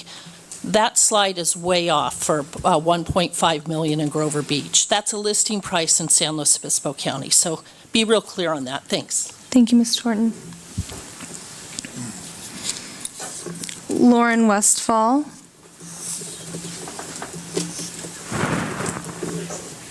Okay, now I think I'm on the right item. Lauren Westfall, Grover Beach. Quite honestly, doing the research I have been doing for the last, 9-10 months, especially within the last 2 months, it seems like you are continuously misrepresenting what amount of money is needed. Again, I would like to know exactly if that $425,000 was repaid to the wastewater fund. I would also like to bring your attention that in 2014, the $1 million of grant money, all your research says, or all your reports say, is various areas. 2017, you received another grant for wastewater and sewer lines. Out of that $2.6 million, $2 million was supposed to go to the wastewater and sewer lines, and I have not yet defined exactly what was done and where it was repaired. You guys keep receiving grant money, but you guys don't specify exactly where that money is being used. You guys take out a loan out of the wastewater fund and put it into the general fund. You never say if it was ever paid back. I put in public requests, submit public records requests, and I get told you guys cannot find that information. Where is our money accounted for? But yet you want to increase our rates and try to justify it, saying that we need infrastructure when you guys have been receiving grants and increasing the water rate. Thank you very much. Thank you, Ms. Westfall. And then Ken Lehman, did you want to speak on this item, or was it general comment? I guess it's this item. Okay. General public too, I guess. Well, how about, no, you're okay. Go ahead and then I'll let you know. Okay. First, the city budget. I was kind of fast for me, and I couldn't really digest it that fast. Is there a copy I can get or be directed to a copy? Yeah. Yes. Continue your comments, and then we'll answer your questions. I hope that you can answer that. Go ahead. And the next one is, taxes are coming. I got to pay the feds. I got to pay the state. I got to pay the county. And guess what? I got to pay my property tax. And it's going up. My wages in 2022, my checks were bigger then than they are now. And I'm told to live. It's kind of hard. And I'm doing pretty good. I've been blessed. And I'm grateful. But at the same time, I'm looking at the wages that we pay here. I understand that 62% of our budget goes to wages and benefits. Now, I'm not saying we can't pay people, but if we look at other cities and other towns, it's much less. They're running on a lower budget for their benefits and wages. 62%. Now, I may be wrong, so let me know, Mr. Brunson, if I'm wrong. To us, please. Direct your okay, I'm comments to us. sorry, excuse me. There you go. Just let me know. And also, most government agents and businesses have revenues of 15 to 30%. If you check local cities near us, AG is running a less percentage for wages and benefits as well, if you look at the numbers. Only 4 cities exceed the benchmark of 15 to 30%. Grover Beach is the worst. More than double. Grover Beach has the highest average pay of all 17 cities, but the lowest revenue of all 17 cities. We got 5,500 property owners here. Very few of us. And we're supposed to, this enormous amount of money to keep it running. So I'd just like to have the city council, please look over these numbers. There's a lot of people out there have less than I have. I have neighbors. They have much less. They're wondering what's going to happen next, the way things are going in this world, in this country. And here we are at Little Grover Beach. I love it here. I've been here since 1978 in the area. I served my whole life, Point Sal. Anyway, Thank you. Thank you, Mr. Lehman. Let's work on it. Thank you so much. Thank you. Okay. Do we have anybody on the line? No, we do not. Then I will close public comments and let's address some of these questions. I'm going to go backwards. One of the things that I was actually looking at these wages as well, and I was looking at the state controller's website, and there's been a question about our city manager. And in Grover Beach, what the state controller's website records is $236,000 plus benefits. Arroyo Grande is $231,000 plus benefits. There are 2 cities that are close to us, Larkspur and Mendota, which have a population of 12,589 and 12,530. Their wages for their city managers for Larkspur, which is a little bit above us in population, is $266,000. Almost $267,000 actually. And for Mendota, which is below us, is $204,000 plus benefits. So I just wanted to make that comment regarding some numbers. And then in addition to that, are our full wages, the 62% wages and benefits, is that part of, I just want a clarifying question for that. I don't have that exact number, but what I would say is that for most local government agencies, the biggest cost we have is for our labor. And so typically 60 to 70% is common among local agencies. I haven't seen the chart that Ms. Peterson provided, but having looked at it on social media, there are numerous errors within this chart, numerous assertions, and the set of comparable cities are not ones that we typically compare with.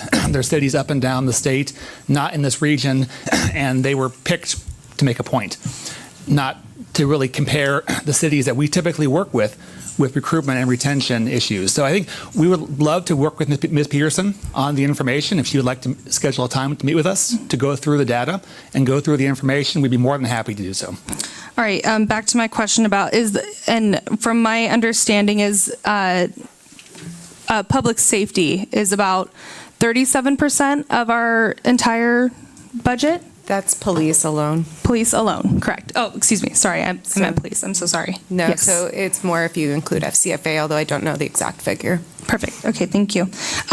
If anybody is looking for a copy of our entire agenda packet that we receive online, it's posted online on our website. But if somebody would like to look at a physical copy, those I believe they're available here at City Hall. Is that correct?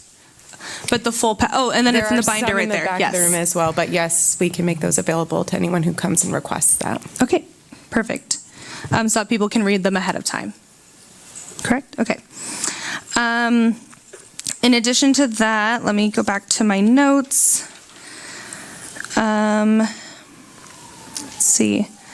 Ms. Westfall had a question about a loan that we received from the general fund to the wastewater, and I believe we're going to be addressing this in a meeting coming up soon. That's correct, Mayor. We are going to be sharing an update on our sewer system with the council at our next meeting on February 24th in our efforts to respond to the passage of G24 and moving forward with a plan to help address our sewer system needs.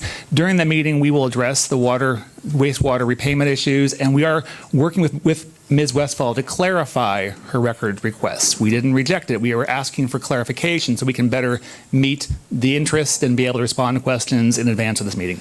Okay, thank you. And then Ms. Storton had a question about a house price, but I don't think I followed that. I read something else in my report. It was regarding a median. Yeah, I can speak to this as well. Certainly, we agree with the interest of having accurate data.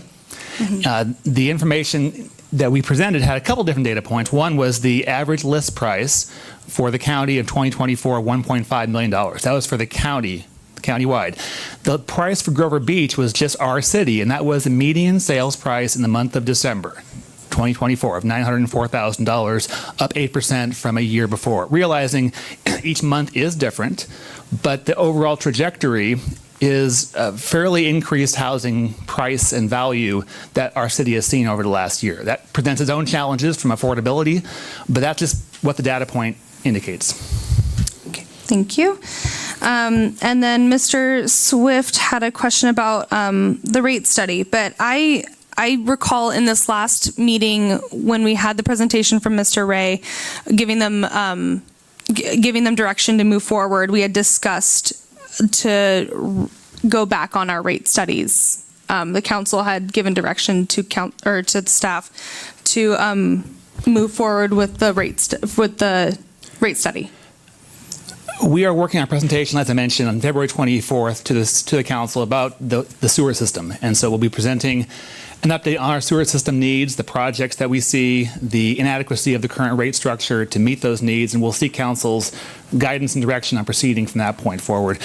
We are doing some work on the water fund needs as well. I will say that the water fund is immeasurably more complex given the need for funding for operations and maintenance, reserves, debt service coverage, water supply resiliency, the long-term effects of the Lopez Lake litigation, which is a looming issue that we are navigating through as well, the multifamily metering, which we are tracking. That is an issue we are tracking, but it has a revenue impact. If we make a change there, that will lead to a need for higher rates across the system. And so we're incorporating that into this water rate analysis. Bottom line is that it's going to take us considerable time to work through all those different factors, work with the council, present information this spring, and seek your direction on how to proceed with a rate study that takes into account all those different factors and leads to a sustainable rate structure for our community. Thank you. Okay, I know that we have a lot of, we had somebody speaking earlier during general public comment about the litigation with Lopez Lake. I know that I've heard from the community regarding the multi-metered system. There's a lot to be brought into this presentation. So I appreciate you working diligently and quickly on that to bring back to us. So did I miss any questions, council? Did you record any questions that I did not ask? I think I got pretty much everything. Perfect. Then I will bring it back to the council for discussion, and I will start with Councilmember Tuggle.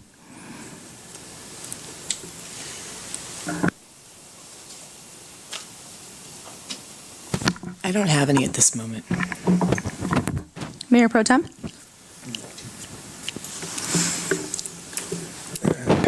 I don't know, it might be a little premature to me to discuss any type of revenue reduction in our goal setting, so that might be something we should talk about in our goal setting. Would you agree? And we have 30% reserves. Oh, reserves. Yeah, Reserves. Okay. Revenue, I'm Yeah, sorry. yes. Okay. Reserves, There we go. Yeah. I apologize. So no, that's the only question I would have. They are high, but I like them high. But if it affects us doing business, which I don't really see that it does, but I think that's a discussion for another time. So I don't have any questions at this time. Thank you. What I'm hearing is you're okay with everything except for the reserve item. Yeah, it's just questionable. Okay. So. Councilmember McCrory Driscoll. I agree, the reserve is high. I think 25% reserve is something to consider right now. We're going into discussions. We do 2-year financial planning. We're just about to enter into that. I want to make sure that we are respectful of our community, of our constituents, and we're not spending money, being that this is just the beginning of a 2-year review period. So I like the idea of approving 25% for that reason. I know that in the future, changes can be made, as we heard from staff, that if the council, whoever that be on the council at the time, runs into a situation where they feel that the community really needs to spend the money, I think that time will be addressed if and when that ever happens, and hopefully it won't. But I do like the idea of being conservative right now and saying, let's not spend money just because we have the money, especially in some of the questions that came up tonight. I feel, for me, I'd like to just know that 15% go up to 25 and that we're not going to touch that money right now. Thank you. Councilmember Wyrick.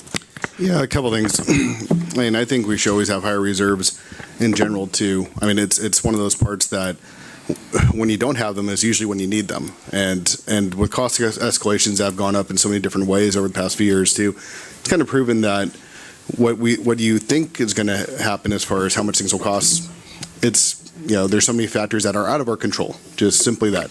They're out of our control. We don't have we don't have control of our markets. We can't even speak to the markets of where they go half the time too. So for that to always be a stronger buffer, I think it's a better place to be no matter what. And one thing I did want to clarify about the FEMA part, actually wasn't political, it's practical. Because if we didn't get the money from FEMA one day, I would fully expect someone to go to sit to public comment and say, wait a minute, you all said this, but this didn't happen. And then it's good for us to actually have prepared for that, going, well, you know, we did have a contingency plan in place in case we didn't get federal money.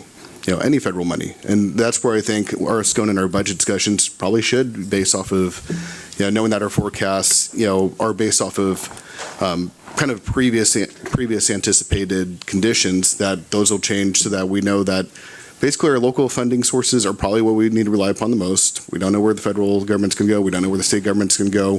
So for us to do financial budgeting and planning down the line too, that yes, we could seek external funding, but without the reliance upon that too, so that later on it's not like, oh wow, there's a huge, you know, hole in our budget because we anticipate all these other sources, when in reality we need to focus on what we do have and what we can get to.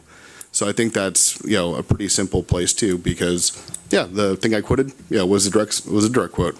It's something that, you know, I believe, you know, this was serious. It's not, you know, some people write it off as, you know, it's just posted online, but I'm like, no, that's pretty straightforward. So I think that we need to always anticipate that we're not going to get a lot of external funding sources, though we should seek it though. That's a totally viable option for things. I mean, one thing that I know, and has our city ever been a member of the National League of Cities? Does anyone know? I know we're a member of League of California Cities. Well, I remember Fred, one of the Paso City Council members, Fred Strong, their city's been part of it for a while too. And the National League of Cities, they've been around for over 100 years too. They're able to keep track of all the different changes in federal government and agencies, but most importantly, you know, funding resources too. And they represent a lot of small cities across the nation. Obviously, the vast majority of cities across the nation are small cities. So that might be something to look into as far as joining them, because they do have those relationships within federal agencies where if there are funding sources we could seek, that they're like, yes, that's probably going to be around too.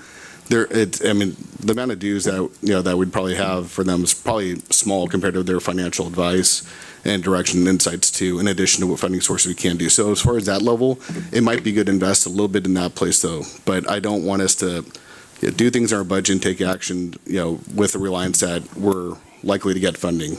Because if we don't, like I said, someone's going to come during public comment going, you know, something seems off. And so I think that's just the practical side of that though. As far as the other budget policies being looked at too, you know, I think it's also fair enough to say that as far as the equipment replacement fund, establishing a facility reserve fund, they note that they're funded on an annual basis with initial funding, depending on available funding sources. Obviously, those should only, I think there's an assumption of that they're, funded annually. That really should be dependent upon if we do actually have available funds, because we know our budget's tighter too. So that's one area that we should always be cognizant of, that it's not guaranteed, but it's an option. It's just a different funding path. So that was one thing I kind of noted looking at that too, is that like I said, it had some language that had built-in assumptions, but ultimately it's up to us how much we actually put into it or not too. But yeah, I mean, most of the other things on the mid-year adjustments, they seem pretty straightforward. I definitely want chemicals for water treatment. And yes, dog waste bags. I cannot imagine the kinds of public comment we'd get if those were empty. Yeah. And I would not want to step in the results of them not being there too, especially in the parks that we go to. So a lot of these things do seem fair, and the requiring grant applications basically told at some point funnel through the city manager before it gets to our level. I understand where that's coming from, just because it doesn't have too many things that are not in total context of the budget. But ultimately, yeah, some of these seem fine too, but I do want to look into as far as what the National League of Cities would look like too, and how we could leverage those benefits too, just so that we have a little bit more certainty, because I don't like uncertainty, but it's a reality we're in at different times. So those are my different thoughts. Okay, thank you, Councilmember Wyrick. For myself as well, I do agree with increasing the reserves, just because we are facing a time of uncertainty with Lopez Lake litigation. I'm just repeating my comments from just before regarding what we've heard from the community, what we want to see, tightening our belts, doing all those kinds of things. I think it's good to increase those reserves so that in case something happens, we do have a good bucket to pull from. I also do agree with the other changes, just for accountability's sake. I am really big on accountability and having extra eyes, and making sure that nobody's pulling from too many grants when it comes to the grant writing, things like that. We're making sure that we're pulling our sources and resources efficiently. So those are my comments. It looks like did you have any other comments? You were looking like you had to go, sorry. Thanks. I just want to be really clear. So the aspects of creating the fund are just creating the channels so that we can later decide to put money in it. Yeah. Because right now we don't have a bucket to put it in, correct? Are you referring to the equipment replacement and the designation? capital? Yeah, so last year we did put funding into the equipment replacement fund to kind of get it started and seed it. But yes, your council always has discretion over those budgetary choices each time we come to you with the budget. These are more just general policies that we will seek to follow as we work through our budgets, and it's really about transparency for the public to understand why things are set at the limits that they are. Great, thank you. Any other comments or discussion? Go ahead.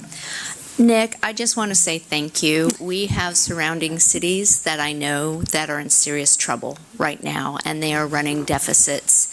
And I think that we are very fortunate to have fiscally minded people that are looking after our city, that are being responsible. Thank you to all the staff that really take a hard look. I'm not saying we can't do better. There's always more to look at. There's always more things that we can do, and I appreciate the fact that you do that. But I look at the cities of Santa Maria and the city of San Luis Obispo, and I am thankful I'm not on either of those city councils right now. So thank you. Okay. For the most part, what I'm hearing is that council, it sounds like that we're okay with receiving the budget review, updating the general fund, and for the most part approving the mid-year, approving the mid-year budget appropriation changes, and for the most part approving budget policy amendments. So I would entertain a motion for all those items. I motion to approve as presented this evening. Can I get a second? I'll second that. And I will ask for a roll call. Councilmember McCory Driscoll? Yes. Councilmember Tuggle? Yes. Councilmember Wyrick? Yes. Mayor Pro Tem Robert? Yes. Mayor D. Yes. All right, motion carries. Thank you so much, Mr. Zamet, for that presentation. We appreciate you as always. Before we go on to our final regular business item, does anybody need to take a break? A small recess? You're okay? We're okay? Are we sure? Okay. How long's the presentation?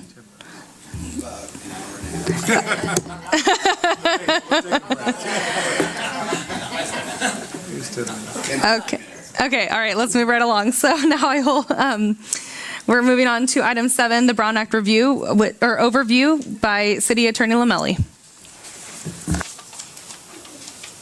Thank you, Mayor and Council. Typically, when we do provide these trainings, they do range between an hour to an hour and a half, but being as to how most of you recently just went and received this very same training, we've pared it down to just providing a brief overview. So we will start with the Brown Act overview. It was the Brown Act was legislation that was adopted in 1964 as open meeting laws. On November 2nd, 2004, voters approved Proposition 59 to mandate that the Brown Act be broadly construed in furtherance of the public's right of access to information. So short story and at a very high level, the purpose of the Brown Act is to ensure the public's right of access to information concerning the conduct of the people's business. So what does the Brown Act require? It requires that actions and deliberations be taken in openly and in public. Meetings must be in public unless a closed session is specifically authorized. Meeting agendas and board packets must be made available upon request in appropriate alternative formats for persons with disabilities. Typically, this requires advance notice to allow the city to be able to attempt to meet those requirements. Agendas must be posted in a location accessible to the general public and on the agency's website. They have to be posted 72 hours prior to a regular meeting or 24 hours prior to a special meeting. The public has a right to attend meetings and address the legislative body, City Council, on any item on the agenda or any item of interest to the public that is within the subject matter jurisdiction of the council. And lastly, the City Council may only act or deliberate on items that are on publicly posted agendas. And the thought process behind this, going back to the whole openness and transparency, is that we don't want to have discussions on items that have not been agendized because it doesn't allow individuals to be able to be present who may have otherwise wanted to be present to hear those deliberations. Who is subject to the Brown Act? Those subject to the Brown Act include governing bodies, subcommittees, and commissions, private entities created by a legislative body or funded by a local agency, and they also, ironically enough, include hospital lessees. Governing bodies is the governing body of the local agency or any other local body created by state or federal statute. Subcommittees and commissions, all subcommittees and commissions created by formal action of the legislative body, whether temporary, decision-making, or advisory, are considered governing bodies subject to the Brown Act, with the exception of ad hoc committees, which have to contain less than a quorum of the members of the legislative body. So an example of this would be the Parks, Recreation, and Beautification Committee. Although it's advisory in nature, it was created by the City Council, and therefore it's subject to Brown Act. Also the Planning Commission, which kind of most people know about. Going on to meetings. A meeting is any congregation of a majority of members at the same time and location to hear, discuss, or deliberate on an item within the city's jurisdiction, even if no action is taken or no concurrence is reached. The general rule is that a majority of the board may not, except as authorized by the Act, use a series of communications of any kind directly or through intermediaries to discuss, deliberate, or take action on any items of business that is within the subject matter jurisdiction of the city. Agency employees and officials obviously can still provide information and answer questions of legislative body members, provided that the employee or official does not communicate to members of the legislative body the comments or position of other members of the legislative body. This is done in order to prevent serial meetings. An example of this would be if the mayor had a conversation with me. We could do that. Councilmember Robert had a conversation. Everyone could have a conversation with me, but I would be precluded from being able to tell any other council members about what the conversations of the other council members were, for fear of creating a serial meeting. So that would be an example of the hub and spoke kind of scenario. There's also a linear or a chain meeting, and that would be where you have council member A talks to council member B, gives their position on something, and then council member B decides to talk to council member C and say, hey, council member A and I both think this. Now you have a meeting. Again, touching just on the one-way transmission of information regarding agency employees and officials being able to provide this information to council members. One-way transmission of information by a board member to other board member is allowable. However, it is complicated, so do so carefully, tread with caution. Avoid communicating positions. Information only with no responses may be permissible, such as posting of an article. Again, governing boards can meet at a regular meeting on 72 hours notice or a special meeting which requires 24 hours notice. Where can a governing board meet? Typically, they have to meet within the boundaries of the local agency. However, there are exceptions to this. This would be like in an instance where there was a joint council meeting, or if the city was an example of this would be FCFA, where it's kind of like a joint authority. If for some reason the cities involved in that JPA were to have a joint council meeting, then you would meet in the boundary of either one of the jurisdictions. We do have updated teleconferencing under the Brown Act. You have your traditional Brown Act teleconferencing, which allows a board member to participate as long as there is a quorum of the council within the jurisdiction of the city. They have to post the notice and agenda outside of, say if they're in a hotel room, they would have to post a notice and agenda outside of their hotel room. That location would also need to be noticed on the agenda itself, and it would have to be open to the public to come in and participate in the meeting should they so choose. And so this is always available. There is no limit on the amount of times that you can do this. There are, however, some limitations. A perfect example would be you likely would not be able to use teleconferencing from a cruise ship because it's not typically open to the public, right? So there are those types of limitations that can come into play. Under AB 2449, there are exceptions for just cause, emergency medical, remote attendance. And so under the just cause exception, a council member can utilize just cause for childcare, contagious disease, disability, or if they're out on official city or state business. They can do this for 2 meetings per calendar year, or they can also be out for physical or family medical leave. And I believe this was actually recently updated to allow for just 5 meetings throughout the year because of the fact that either councils or their city attorneys were bad at math, so it made it easier to just go to 5. Board approval is required in order to allow such a remote attendance, and that would typically be done at the beginning of the meeting. The member must participate on camera as well as via audio.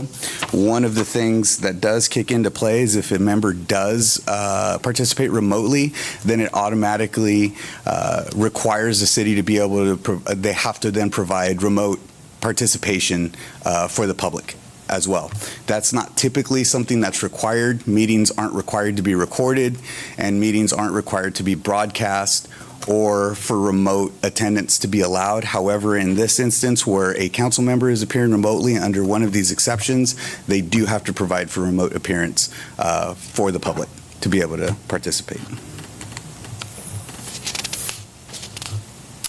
Actually, just went over these. Let's see. Just touched on that. I'm moving quickly. A board meeting, one of the big things that we need to realize is a board meeting is a meeting of the council that's held in public. It's not a meeting of the public that's held in front of the council. This is going back to the thought process of being open and transparent. These are your meetings where you're conducting city business, and it's done in front of the public so that they can see how you do city business, they can see your deliberations, they can see your thought process, and they also have the ability to provide input through the public comment portion of each item.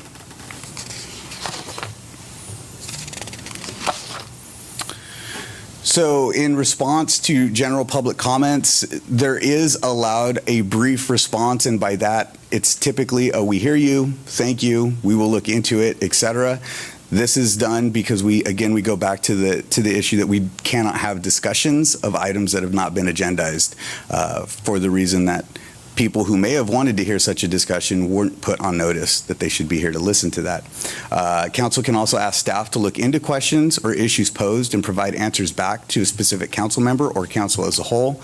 And they can also refer to the individual making public comment to inquire with appropriate staff. And they can also ask to add an item, if it arises to that level, to add it to a future agenda, depending on the rules of procedure for the council.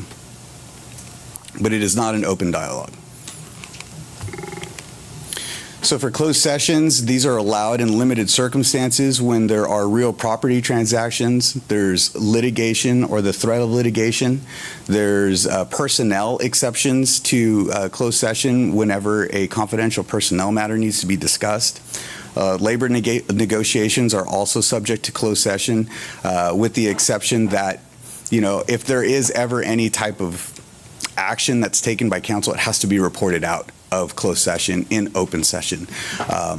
And really, when you think about these exceptions, it's primarily to protect the city until the point where a decision needs to be made, and then that decision is put out openly in order to protect the city's interest. Labor negotiations is a perfect example. If we had to brief city council on negotiations that were ongoing, it kind of would be us showing our hand to all of the associations, which wouldn't lead to very productive negotiations, at least on the city's part at that point.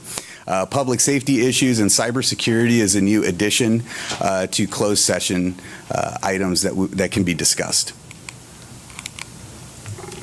Again, any actions taken in closed session must be announced in open session. And then the vote also has to be reported out.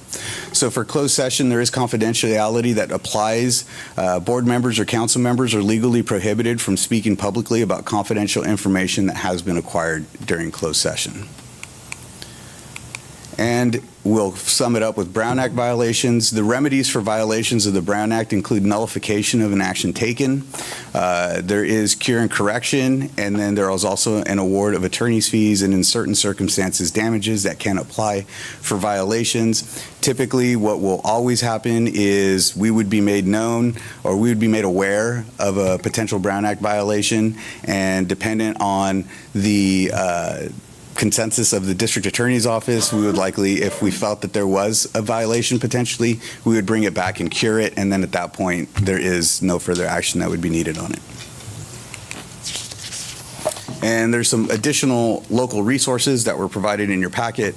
One of the main ones for council members to really consult is the FPPC. If you ever have any questions, they have great advice and opinions that are provided in there. So it's likely if you have a question, someone else has had a similar question, and it's cataloged within their advice section so that you can get guidance on that. And that concludes my presentation, and I'm open for any questions. Wonderful, thank you. The reason why I asked how long it was going to take is because when we were at our new mayor, new council conference, we had a very long workshop regarding the Brown Act. So it's really good to sit here as a council and report back to this. So I'll open it up for questions from our council. I'm going to start with Councilmember Tuggle this time. Walk me through social media posts and how to best do it to make sure that we are balancing the Brown Act with communicating what's going on. So, for example, the street elevation presentation tomorrow at Ramona Park. I post it on my social media to invite community members. We can all post it, correct? Independently from the source, we can post it. Independently post, yes. Okay. But where you will run into issues is if you start emojiing thumbs up or happy faces or even comments back, then if two of your fellow council members decide to give you input or feedback on that post, that's going to be considered a meeting because it's technically deliberation, right? They're telling you, yeah, this is going to be great. We should whatever, approve it or we support it.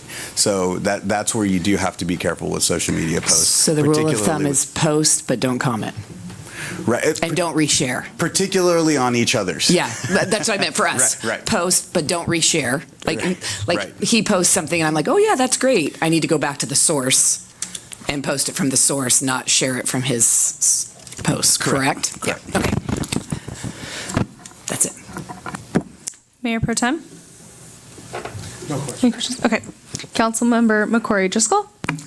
I have one question, because along those same lines of social media, it's my understanding that it's also not just us posting, but also if there's public comments that are being made on social media, if 3 of us did a thumbs up on somebody else's post, that would also then too be a violation? Correct. So I think that was worth clarifying, because I think sometimes people tend to use social media.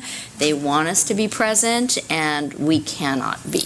And one of the other things to be cognizant of as well on your social media accounts, particularly if you have like a mayor or council member social media account, because you are opening it up to the public and because it is via your representation as a council member, you need to allow for whatever comments are placed on there, they have to remain on there. Because to start removing them or censoring them would be impeding in First Amendment rights. Okay, thank you for that. And then attending other meetings. Again, if 3 of us showed up to a meeting that the city's holding, is that problematic? It would be if you showed up unannounced. Typically, the best way to approach it would be to just notice that there would be a joint meeting. So if 3 members of council wanted to attend a Parks and Recreation meeting, then we would notice it as a joint meeting of Parks, Recreation Commission and City Council, just to be safe. Even though you have no intention of being up on the dais or even providing public comment, just to be safe. That's what we would recommend. It necessarily isn't a bad thing to be at these meetings, but to be safe, we would notice it. Okay, thank you.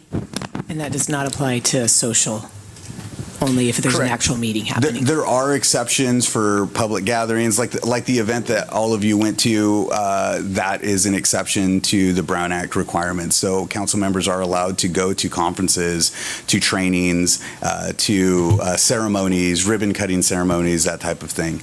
They're allowed to do that as an exception to the Brown Act rules. Councilmember Myrick? Yeah, can you go back to the slide on the closed session categories?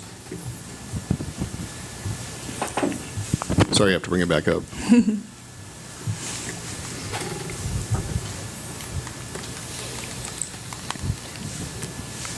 And sorry, technology is not being fair to Do we you have right now. holding music, elevator music? No, okay.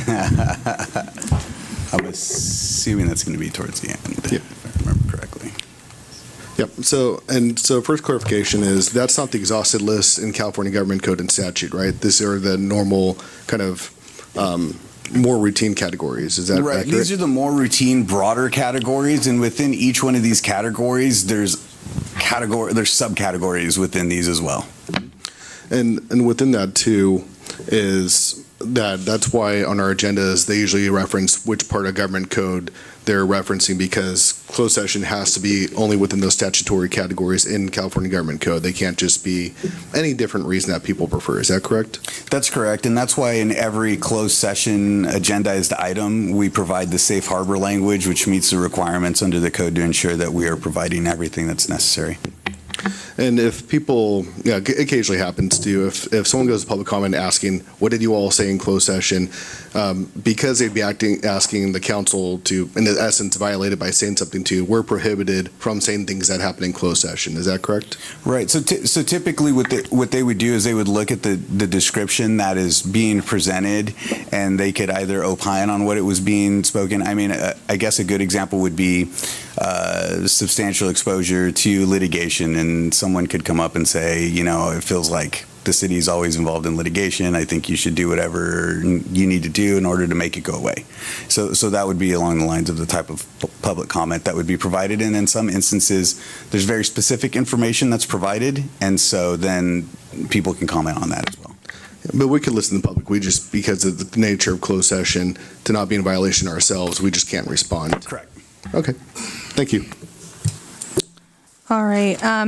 My only question was, well, I had a couple questions about social media, but you've addressed that. I think social media is probably the biggest thing. It's just so tricky. It's always ahead of us, or ahead of the Brown Act at least. The workshop the goal setting workshop that we'll have at Ramona, that's an exception to the place setting where we can hold meetings. Is that an exception to this rule?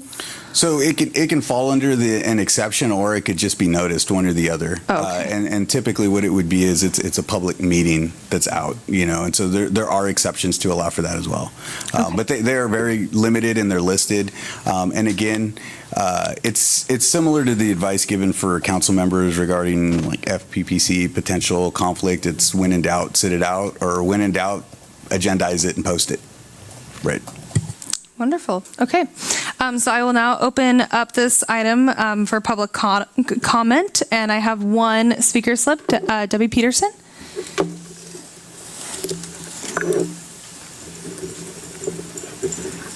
Just a few quick comments. First paragraph of the Brown Act, public agencies in this state exist to aid in the conduct of the people's business, and the people insist on remaining informed so they may retain control over the instruments they have created. Your agenda description of how meetings proceed is excellent, but for one thing, before ejecting a citizen from a meeting, you must give a warning and then only eject if they don't comply.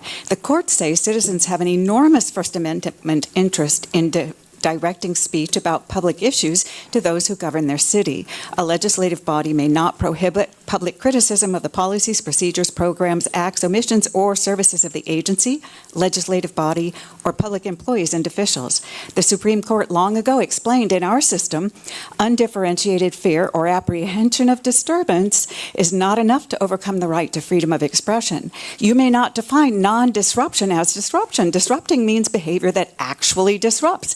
Actual disruption doesn't mean challenging the status quo. Technical disruption, like phone pings, virtual disruption, past disruption, or imagined disruption. Nor can you extinguish First Amendment rights even outside public comment. There is no case where one has the right to be in a government meeting but has no First Amendment rights once there. You must be viewpoint neutral and enforce in that manner. For instance, a citizen made a brief Sig Heil to a mayor based on how the mayor treated a speaker. The mayor ignored the fleeting gesture until a councilman threw a hissy fit.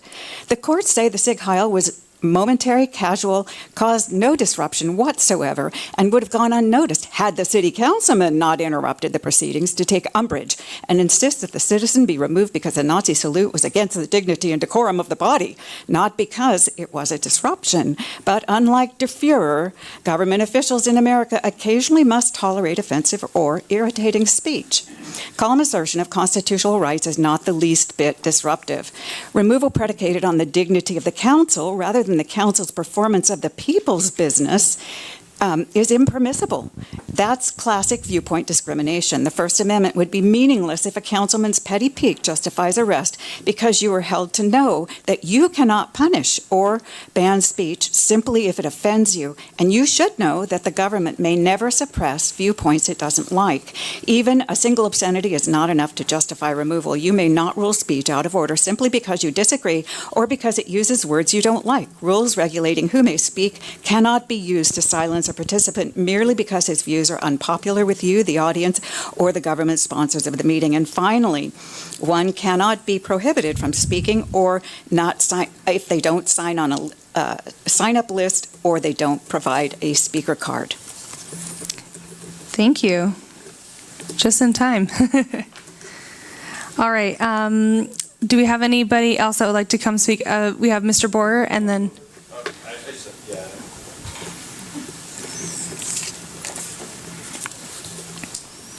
Hi, Jeff Boyer. Just had a quick question about that. Going back to the social media question on the Brown Act. I don't know if I heard this correctly, but the city attorney had said that if 3 council members liked a post, that would constitute a Brown Act violation. That was kind of what I heard.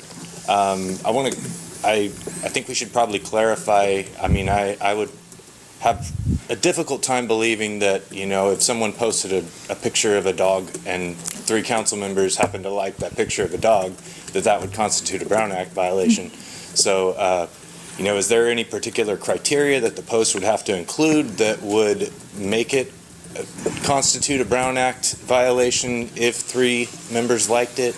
I just think that needed a little more clarification there. So that was all. Thank you so much. All right, Mr. Swift. David Swift, North Grover. Mine really goes back to the use of electronics in the meeting. And while I know none of you council members would do this and have private meetings amongst yourselves or staff or people in the audience on your electronics that are up there, I had seen cases in the past where there were people in public meetings communicating amongst the dais, staff, and the audience, which to me sounds like a private meeting occurring in public. And so just, how do we, this applies to me as a planning commissioner also, how do we use modern technology and not run the risk of having all of our electronics subpoenaed for public record request because someone thinks that we had a private meeting on our public electronics with the audience? Thank you. Thank you. All right, any other public comment from the audience, from the residents? No? Is there anybody on the line? All right, then I will close public comment. To address Mr. Boyer's question, I thought that over our conference that we had gone to, there was a really good example of that. You're correct that if I post a picture of my dog and 3 of the council members like it, that's not a meeting. However, if I post a picture of my dog and say, this is my stance on the business grant or anything like that, and 3 of them like it, that's a meeting. Correct? Yes. Perfect. So thank you for asking that clarifying question. Correct. It goes back to being within the purview of the subject matter jurisdiction of the council. So once you bring it into that purview, that's when it starts applying. Correct. Okay. And then in regards to electronics during meetings, yeah, you see that we do have our note-taking devices and computers and things like that. Is there any protocol as far as what Mr. Swift was speaking to? I mean, texting each other, yeah. All my stuff is on Do Not Disturb and off and stuff. I'm just taking notes. But is there any protocol or anything that, any advice that council can, or that legal counsel can give us as far as electronics or? So the use of electronics, it's similar to social media. It's one of those things where it's likely just a perception thing to maybe minimize the use if council should decide in order to avoid the perception that they're having those conversations when they're not. Just noting that there is, the potentiality that a PRA request could be submitted and those records have been determined, even text messages amongst you and staff would still be discoverable under public records requests as well. So just typically avoid having a serial meeting, and then maybe the council could take steps to just, I guess, limit the use of electronics to avoid the perception as well. Okay, thank you. Is there any, we can discuss. And I think to that point, the simple answer is just pay attention to the meeting, be present. I mean, when those situations have happened, it's pretty obvious that the council is not present or whatever governing body is doing it too. And the Brown Act makes clear we should be doing our deliberations open in public. So, I should be asking staff in public these questions. I should be deliberating too. So I think it's actually just pretty simple. Because if we're doing our jobs, that shouldn't even be an issue. But it's those who clearly, watching others' meetings that, if it looks like if everyone's on their phones, I don't know what kind of meeting they're having anyway. So for us, like I said, I think it's actually pretty straightforward how we should be conducting ourselves. Perfect. Any comments? Okay. Any comments over here? Any comments, questions? No? Okay. Well, this item was just a receive and file. So thank you so much for the presentation and for the documents the booklet. I mean, everything. It's more than just a 10-minute presentation. So thank you so much for all of the resources that you've given us. Okay. So. Thank you. Now we will move on to the continuation of our public comment period. So the continuation period is exclusively reserved for individuals who submitted a speaker slip during the initial public comment period and were unable to speak due to time constraints during that period. Individuals who already addressed the council during the initial public comment period are not permitted to speak during this continuation period. Each speaker will be limited to 3 minutes, as with the initial period. The council will listen to all communications, but cannot act on or discuss items not on the agenda in compliance with the Brown Act. So I will now open up the public comment period, and I have no speaker slips. Would anybody like to come up? Yes.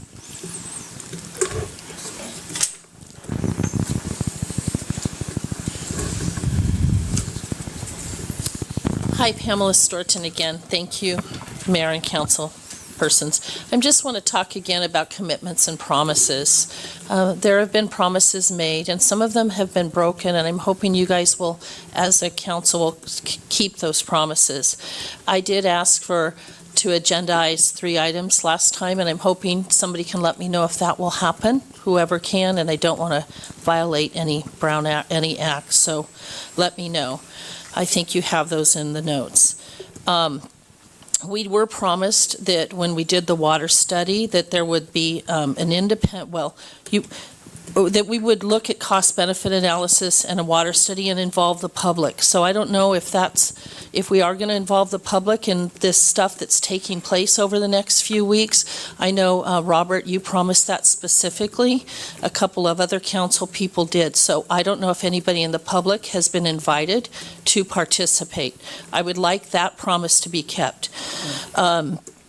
I did want to speak to Mayor Cassie. Thank you for your research on city managers, but there are many city managers in larger cities that make less than $150,000 a year. If you want to look at everything, look at the whole picture. The city of Larkspur is in Marin County and quite affluent. Their median price for sale is $2.9 million. So when you're looking at budgeting and costs for city employees, you've got to look at the revenue coming in and how we're going to support it. Our city employees may be well worth an 88% increase from the last city manager, but if we don't have the revenue, we just can't do it. And you might have to look at cost cutting on employee salaries and employees or benefits or whatever you can do. If we can't make it and the revenue isn't coming in, that's only fair. So I just really think you've got to look at the whole picture and don't pick it apart to what suits the slant or the need in order to justify it, because you can see that statewide and nationwide that the community is outraged and they want to be listened to and they want to be engaged and they want to be a part of this process. And I'm not seeing a big culture shift here from the last council to do that. A coffee event is great, and meeting with your constituents and having meetings, that's great. But public participation is being out there on the streets, participating with the people, and making sure that they are heard, and then you institute what you hear. So I thank you for your time. Thank you, Ms. Storton. Okay. Let's see. Any? Mayor D, I did submit a speaker slip, but I put them all on one because I noticed that that's how they were set out now, that you could write them all at the top. So rather than using 6 or whatever, I did one. I wanted to thank you for some of the really good comments you made when you were running for office about this specific time when we speak during council meetings, because Mayor D, especially, you had a great comment that I hadn't thought about before, and that is that there are people like you who run their own businesses who couldn't always get here at 6 o'clock at night, and so this would be a great time for them to come speak. But that means they can't come submit their speaker slip at the beginning, and you've been flexible tonight. I appreciate that. And so I'd like to ask you all just to consider that one particular part of it. I would still prefer to have it all at the beginning, but you're the boss. And, well, actually, the people are the boss, but I'm not the boss. And so I would just like to ask that you would look at allowing people to come later and submit a speaker slip later to speak later in the meeting.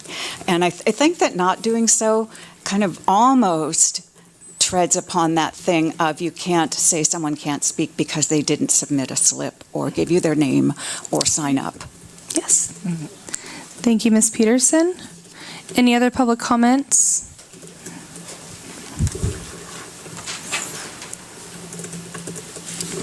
Hi, Jeff Boyer again. What Pam said reminded me of another issue that's been talked about at length here and has been for going on a year that hasn't gone on the agenda, and that's the water meter issue. And that's the issue with the tier system and multiple units that are required in the city to only have one meter. And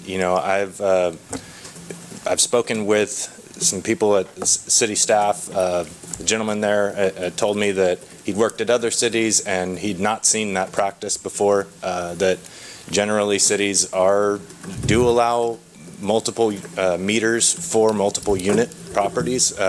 Especially when you have something like an ADU, which has, been really encouraged in California lately, the additional dwelling units and stuff. I mean, I think that we really need to work, especially if we're going to have the tier system in place, we really need to work on breaking that up for people, because otherwise it's just these mounting penalty costs that people get hit with every time, because you have multiple residents living at the same address that are forced on one meter. It's going to hit you every time in penalties.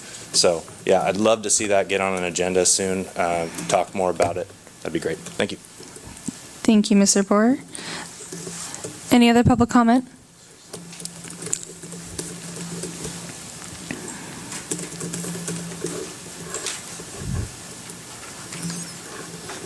I want to say thank you for listening to us tonight. I appreciate it.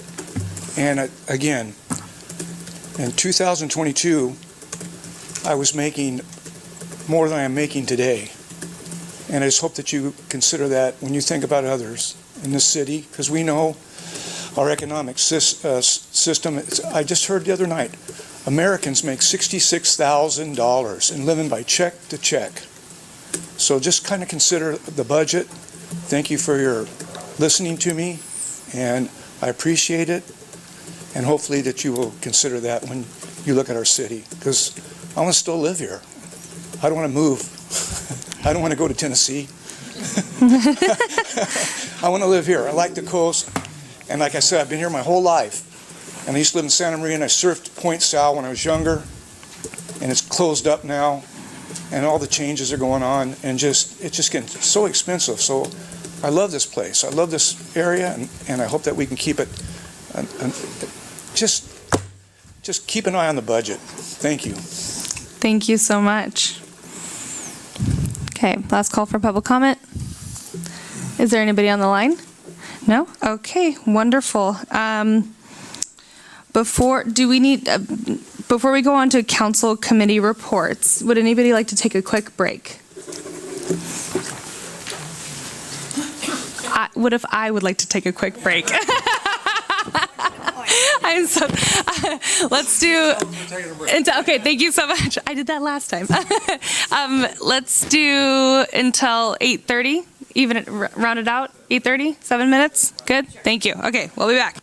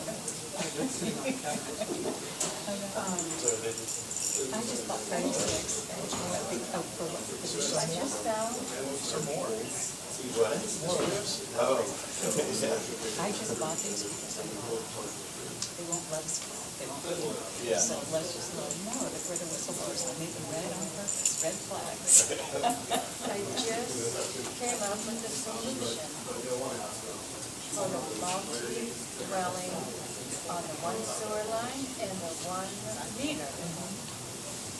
You submit your paperwork showing that you have proof of more than one resident, and you pay the flat rate. Flat rate all the way across, not the tier. Will that work? Yep. You have a flat, but you have no. You would pay an average to all three tier rates, average it, and that's your flat rate. If you're always over 22 units, because prior to 2021, our water rate was $5.86 a unit. Because that's too much fun. Would that apply, say, if you have an apartment or 5 units, whereas I have 2? So, no, if an apartment unit, will all be on 1 meter. Well, you get like some multi-family ones. Most of it is, if that's the case, and we have to charge them the tier meter rate, and they're paying all the separate meters. No, they have the same. No. He gets charged the tier rate, and two passes. That's what I said. Average, instead of going to the tier, you just average or whatever, just come up with a number that's a flat rate that will be. So how are you doing? How are you doing?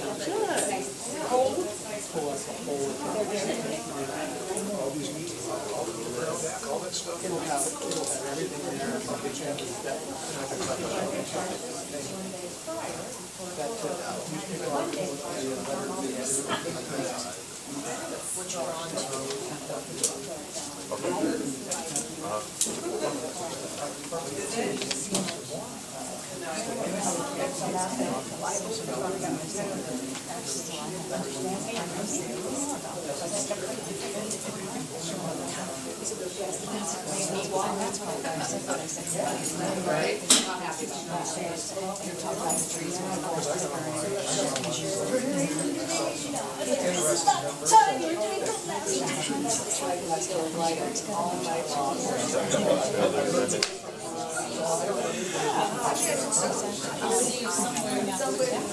All the cities on one column. You can get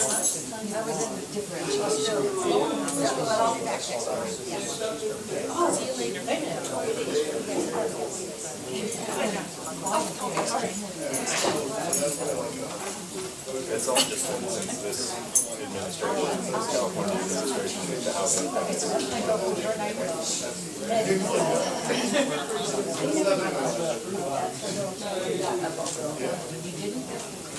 Yeah. They didn't tell us. Please ask me why. One of these things, but it's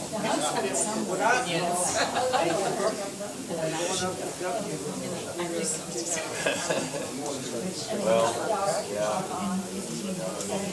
Yeah, with, I know the girl see it go to builder. She wants to do something. She wants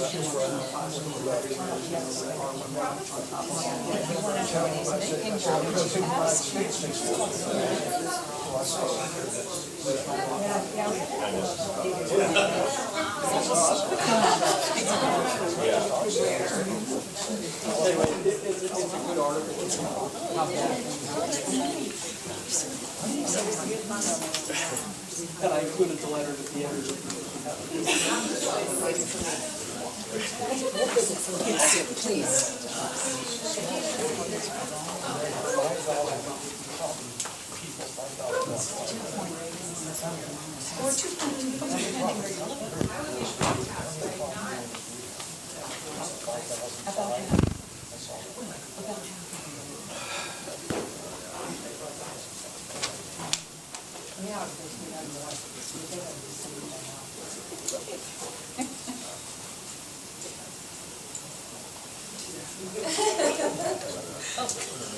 She's slow.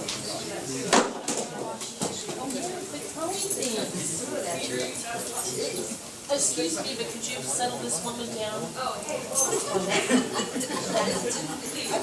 She's throwing stuff. That's your warning.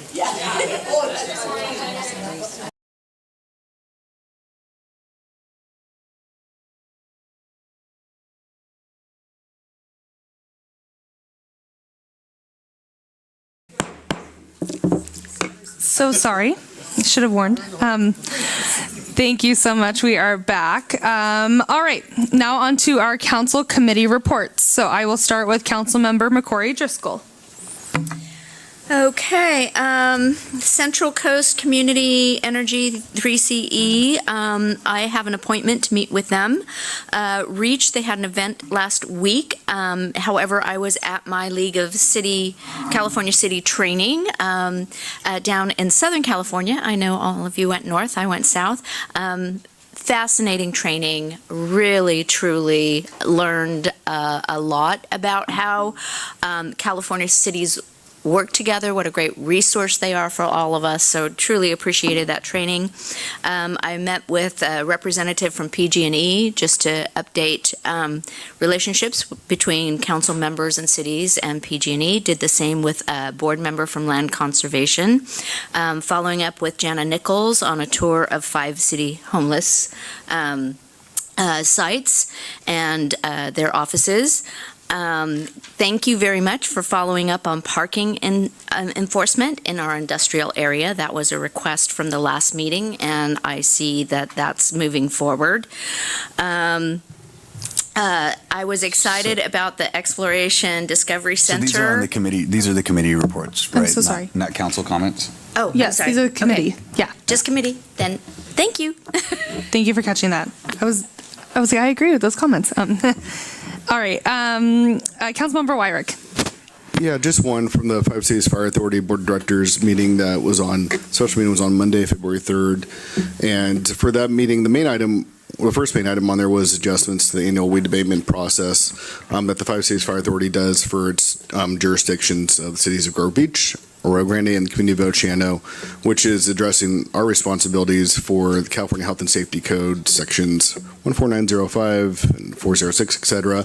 And one of the things that was looked at in particular was increasing the greater minimum clearance for basically larger properties that have greater fire risk, because of, obviously, there's a lot of lessons learned on wanting to mitigate that too.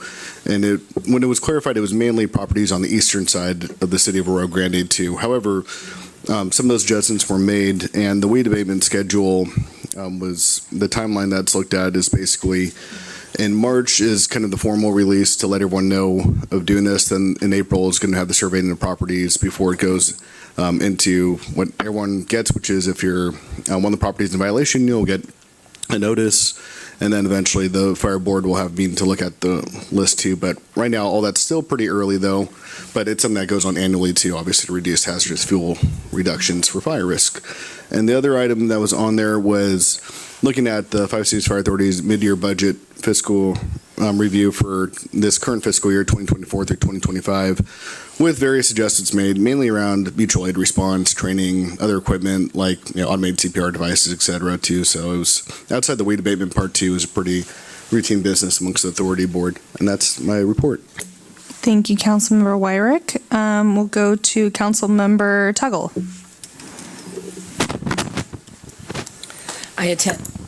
I attended the RAC meeting, and that brings together stakeholders from the city, the county, from ag and environmental groups. The primary thing, there was two reports or two informational aspects to the meeting. There was an update on the desal plan. The San Luis Obispo County Board of Supervisors approved it on January 14th, and it's in the very preliminary stages of looking at what that could look like, getting stakeholder input, pros and cons, locations. Down the road, there'll be a feasibility study, being very, very clear if there's a lot of stop or go places where they may abort and not keep moving forward. But if in some world they stayed on timeline and did it, the earliest projections of like breaking ground are 2045. So it's definitely a longer out solution to water if it's deemed to be a solution. And the stakeholders would have to have shown that they've exhausted all other avenues of recycling, conserving, and everything else that you can do with water before the state would consider permitting something like the desal plant. There was no action for us to take. It was informational only, as was the Delta Conveyance State Water Project update. It was solely informational. They're looking at modernizing infrastructure to make it more earthquake resistant and to divert it around the Delta to increase the amount of water that they're able to transport. However, not only is it informational, Grover Beach in 1997 chose not to opt into the State Water Project, and that's not an option at this point. It's possible to buy water from other organizations but that have, but they would have to have access, and currently the state's projecting pretty minimal releases from the State Water Project. And then lastly, there's kind of an overview of where we are with drought and precipitation. From San Francisco south, we're abnormally dry to drought conditions all the way down the state. The Northwest is showing normal coast rain, and this is the biggest discrepancy that the scientists in the room that were discussing it have seen in their career, is there's how much more wet Northern California is than the rest of us. And that's it. Thank you. Mayor Pro Tem? You had no meetings. I had no meetings. Oh, it's because you're the alternate on all of them. Well, yeah. Yeah. Well, thank you. Okay. Okay. For me, I finally had meetings. Last time I did not have any updates. So for SLOCOG, which is the San Luis Obispo Council of Governments, we looked at the Senior Go contract, which you would have seen on, I believe, KSBY. Did a story on it, and we, the council or the board decided to go with Ventura Transit Services. So that did result in a loss of rides, but it was still under the required budget for what SLOCOG was working with, and they are also continuing to work with Ventura Transit Services to provide more rides and look for additional funding to keep the amount of rides for seniors, even though the average rides that seniors would take was about 2 per month, and we went from 4 to 2. But again, they're still talking with SLOCOG to provide at least 3 and maybe get back to that 4 rides per month. And then we were in the beginning process for the 5-year strategic plan, which if you could do the math, it was from 2020, so when everybody was trying to figure everything out during COVID. So moving forward with a new strategic plan. I also attended the South San Luis Obispo County Sanitary District, which the Grover Beach is now the chair of. So it was mainly just a welcome. We had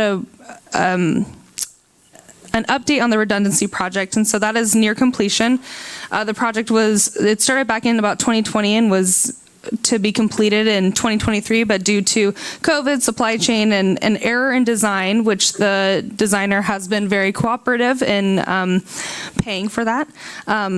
It has taken a little bit longer, but it's close to being online, and this will allow us to take the other one down so that, well, not take it down, but to take it offline, and which has been working continuously for a very long time, and it'll be maintenanced and worked on, and then that way we're not using just one clarifier, which that kind of scares me, to be honest, but that's okay. We're moving forward, and this project's almost done. And then I also attended the Five Cities Fire Authority with Councilmember Wyrick, and he just updated us on the weed abatement program. So that was it for my assignments. So we will now move on to council communications, and I will start with Councilmember McCory Driscoll. This is where.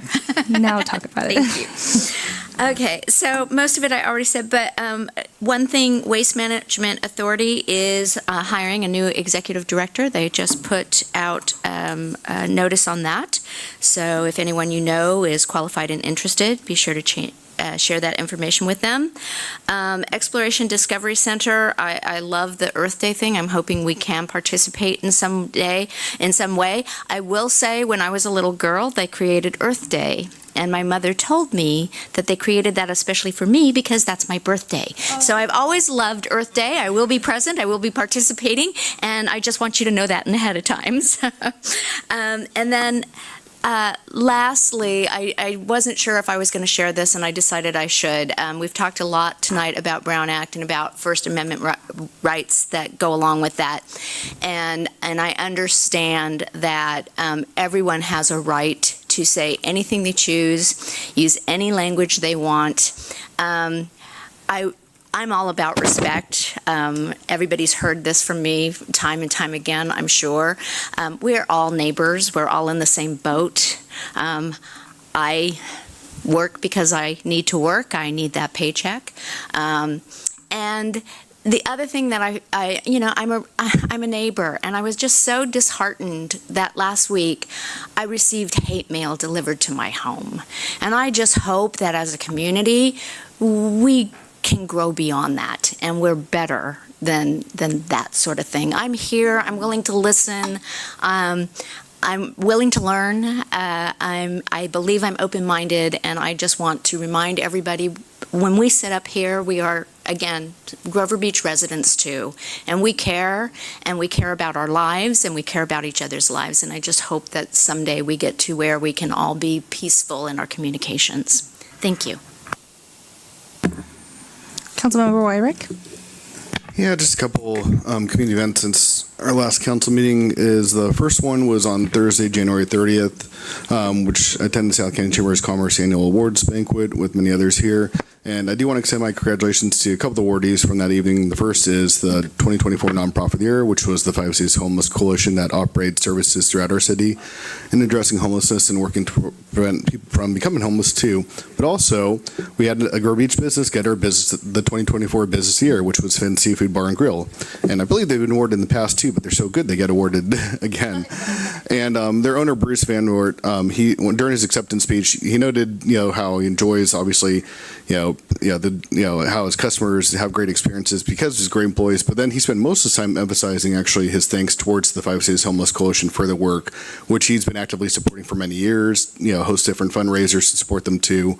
So that was very good. And also, of course, he shared part of his personal story too, which for those who never heard it, it's very moving, and I've had the pleasure to hear it several times too, and it moves me every time. And that's why he's very passionate about those issues too.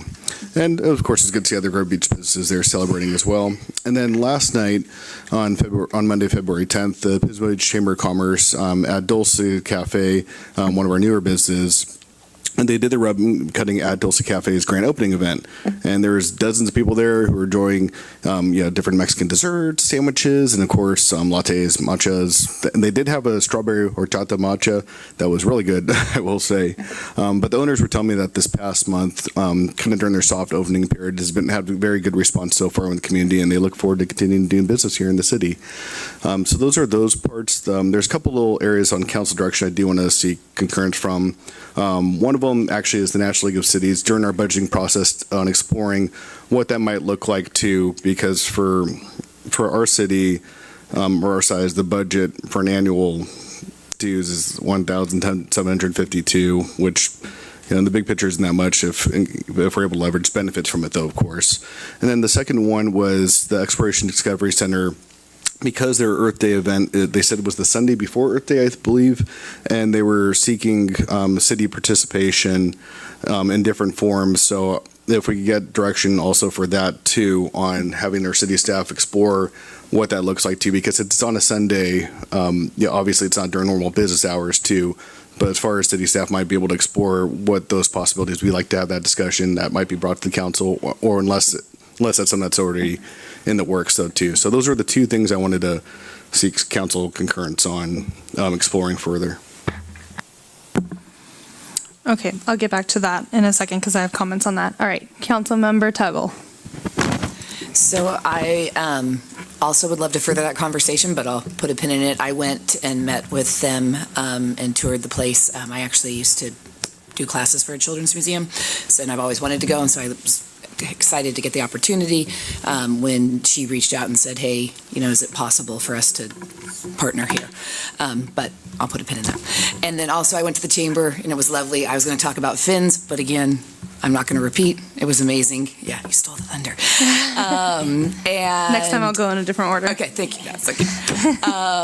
And then it's just been fantastic talking to community members and getting different people's perspectives, and they are truly far more diverse than I expected. I literally had a dude tell me, I don't care how much I have to spend, fix my road so I can skateboard and get it done yesterday, and I don't care, to please don't tax me, please don't. And so the gamut is really out there, and I think the conversation is potentially rich and beneficial and can be really productive, especially as we stay open and consistent and respectful. And I am so sorry that happened to you. I do not know what I would do. I'd cry. That's what I do. That's true. Thank you, Councilmember After I Tuggle. cried, I don't know what I'd do. Mayor Pro Tem? Yes, I'm very sorry too, Kathy. You don't deserve that. I don't have a couple things which we've already spoken about again, but if we're going for consensus on the Exploration Discovery Center, is that something I need to step out of the room on, or? I think I can address some You make stuff an address, here. okay. And that was it. Perfect. Okay. Okay. So for my comments, again, I want to thank the community that was here and spoke. I know that we added a little extra thing to the beginning of the meeting, but we have this code of civility on the back wall, and like what's been mentioned, we're all part of the same community, and it's okay that we disagree, but I just really appreciate the general respect that the comments made tonight, even if we disagree, even if there were other questions or anything like that. Like, I just really appreciate the respect and no disruptions or anything. There wasn't a lot of talking by the residents, so thank you so much. That really means a lot to me, so that we can conduct your business for the community, so thank you. I wanted to highlight a couple of businesses that are, I think, doing a good job in our community with some community events. We keep saying the word community, and I think that we're all on the same train that we want more community events. The Planted Parlor held a harpist night. They had a harpist, and it was a beautiful night. I attended with my friend. And in addition to that, the Cat Cafe, the Caffeinated Cat Cafe, which is a new business, is doing many workshops. So again, just trying to provide things to the community community, which I just really appreciate both of them. I know that there's a lot of businesses following suit. I think Lumpia Brothers was having karaoke. So again, just really grateful for that. I want to remind the community that I will be holding office hours on the third Saturday of the month from 9 to 11 a.m. at Dulce, which is what Councilmember Wyrick just mentioned. It's on South Oak Park in Grover Beach. And then in regards to the Exploration Discovery Museum Center Station, I remember it as the Exploration Station. I would also like to help. So I think we have a few options here because we can either agendize giving just money or whatever that is. I just want to make sure that we're being fair to all the nonprofits in our community.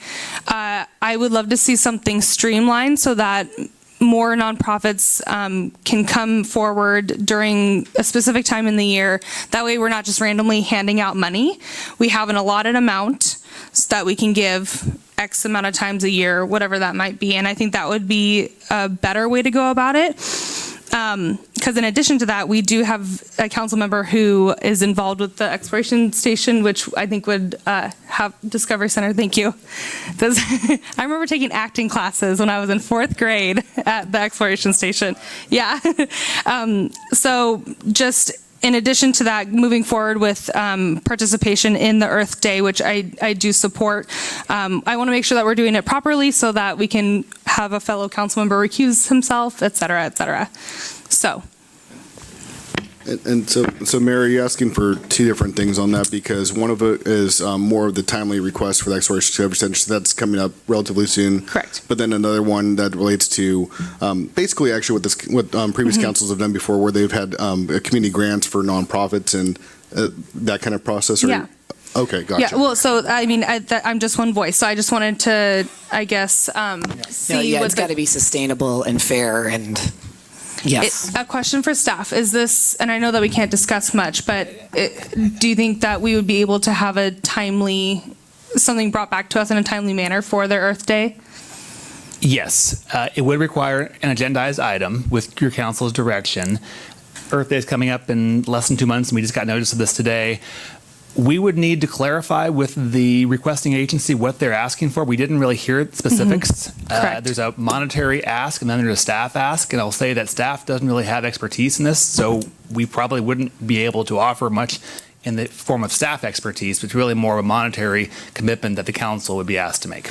In addition to that, I think Councilmember Wyrick made a comment that being on a Sunday, we don't have staff during that day, No. usually unless it's a volunteer basis, and we usually reserve that for our summer concerts. Well, it's not reserved, but you know what I mean. So staff could work with your direction. We could work with the Exploration Discovery Center to agendize an item as quickly as we could. Maybe February 28th, March 10th is probably more doable. We also could agendize a community grants process, but that probably wouldn't be up and running until April, just given the timing of having to put something bigger together. Okay. I wasn't really thinking about funding in any way. I was thinking more along the lines of really kind of making sure it gets on community calendars. I think about the water feature that they're concentrating on reclaiming water from your own gardens, and I think that's the part that I believe is educational. And so in some way, I'm hoping that we can help the rest of the residents know that this program is there, that we can all go and learn how to better use water. Okay, so before we discuss any further and violate any Brown Acts, so it sounds like we would like this to be brought back to council as far as supporting the Exploration Discovery Center in a financial way. Or maybe we could just have staff explore the request further and then bring that back to us too, where they discuss it more with the people who presented it, because right now we're going into details. I see. I understand. Okay, that then with what Councilmember Wyrick says. So we would like staff to continue to work with the Exploration Discovery Museum to see what their exact ask is, and then bring forward what they had asked for. Correct, and we can certainly promote the event regardless of what a specific financial ask may or may not be. Okay, thank you. So we do need consensus, though, so I'm just looking Consensus? at nodding heads or thumbs up Consensus? or anything. Can he consent? I know, can he? Yeah, we're just getting direction. Yes. When it comes Yeah. down to the actual action, then he would have Yeah, to get a better picture of what this could So possibly then next look time like you'll have to skedaddle. monetarily and non-monetarily. Got it. Okay, perfect. Okay, well, thank you for that. The last thing I wanted to touch base on, again, I've said it a couple of times during this meeting about the tiered water systems, which I believe is one of Ms. Thornton's asks from last time, including Mr. Borer. This is all bundled up with this study that will be brought back to us in the next couple months regarding the tiered water systems, multimeter, all that stuff. I mean, I've said it a couple times. Just want to hit it one more time. That's correct, Mayor. It's one of many issues that affects the funding in our water fund. We're tracking this and we'll bring this to the council this spring as part of a water system update. Thank you so much. Okay.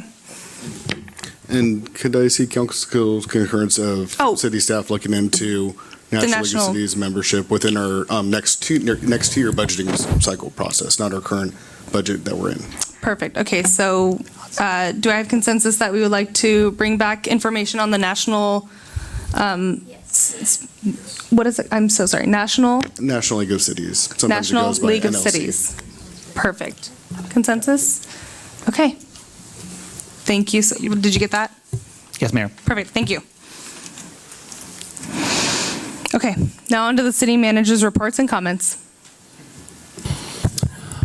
All right, just a couple of quick items. One is there's a storm coming our way. It looks like it's going to hit our area Wednesday through Friday, 3 to 5 inches of rain with gusty winds across our area. Not overly concerning given the scarcity of storms overall this winter, but still one that we are tracking carefully. Our public works, fire, and police responders will be ready to get out in the community and deal with downed trees and other water issues. Our sandbag area at Mentone Basin Park is being restocked. We don't have bags provided. It's BYOB. So we have plenty of sand. So bring your own bags. Couldn't help it. Also, I wanted to mention that we're finalizing plans with the Chamber to open up the West Grand Avenue Business Grant Program by the end of this week. So there'll be an online application ready to go. We will promote it. The Chamber will promote it, and that'll be off and running with an application period of around a few weeks. And we'll assemble the review committee as directed by the council at the last meeting and look to award those grants in April. And lastly, just a reminder that there is a circulation element update open house tomorrow from 4 p.m. to 7 p.m. at Ramona Center. This is a drop-in open house, so it's not a presentation, it's not a forum, it's a drop-in so people can see different flyers and different ideas around potential policies that the city could be looking at. This is really the culmination of the first round of public input in this process prior to the data collection efforts that will get underway once West Grand Avenue is finally buttoned up.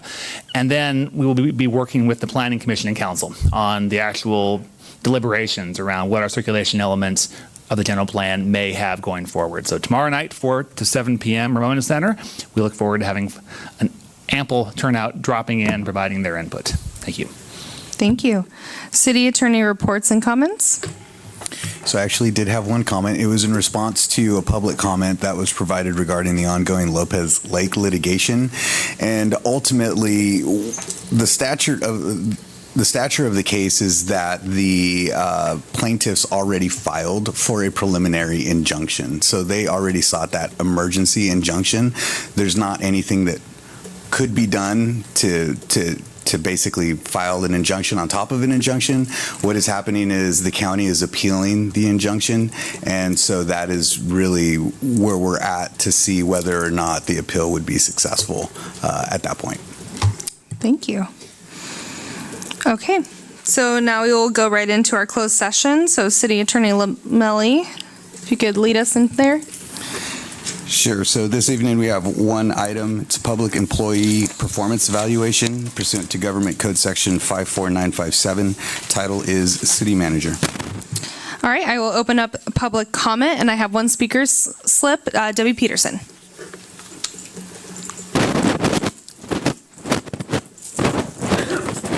Thank you for the comment on respect, and I wholeheartedly agree, and I can understand if you're all sick of hearing from me, I won't feel disrespected.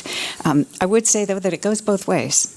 And, but I wanted to talk actually about the city manager again, and I wanted to say that you can nitpick to death all these little numbers because you're going to get different numbers from every site, but if you're taking all the numbers from the same site, it's the ratios that really matter. And don't get caught up in the nitpicking. Look at the ratios. And you can say, oh, well, you know, those other cities are all in the middle of California, and but if you look at Arroyo Grande, they're at 41%. Salaries to income. Grover's 62% this year, and Carpinteria is 23% in 2023. So it's those ratios that are important, because if it's 62%, guess what? We've only got 38% coming to the rest of the whole city to do all of our projects. And that's what I'm asking you to look at. And also to say that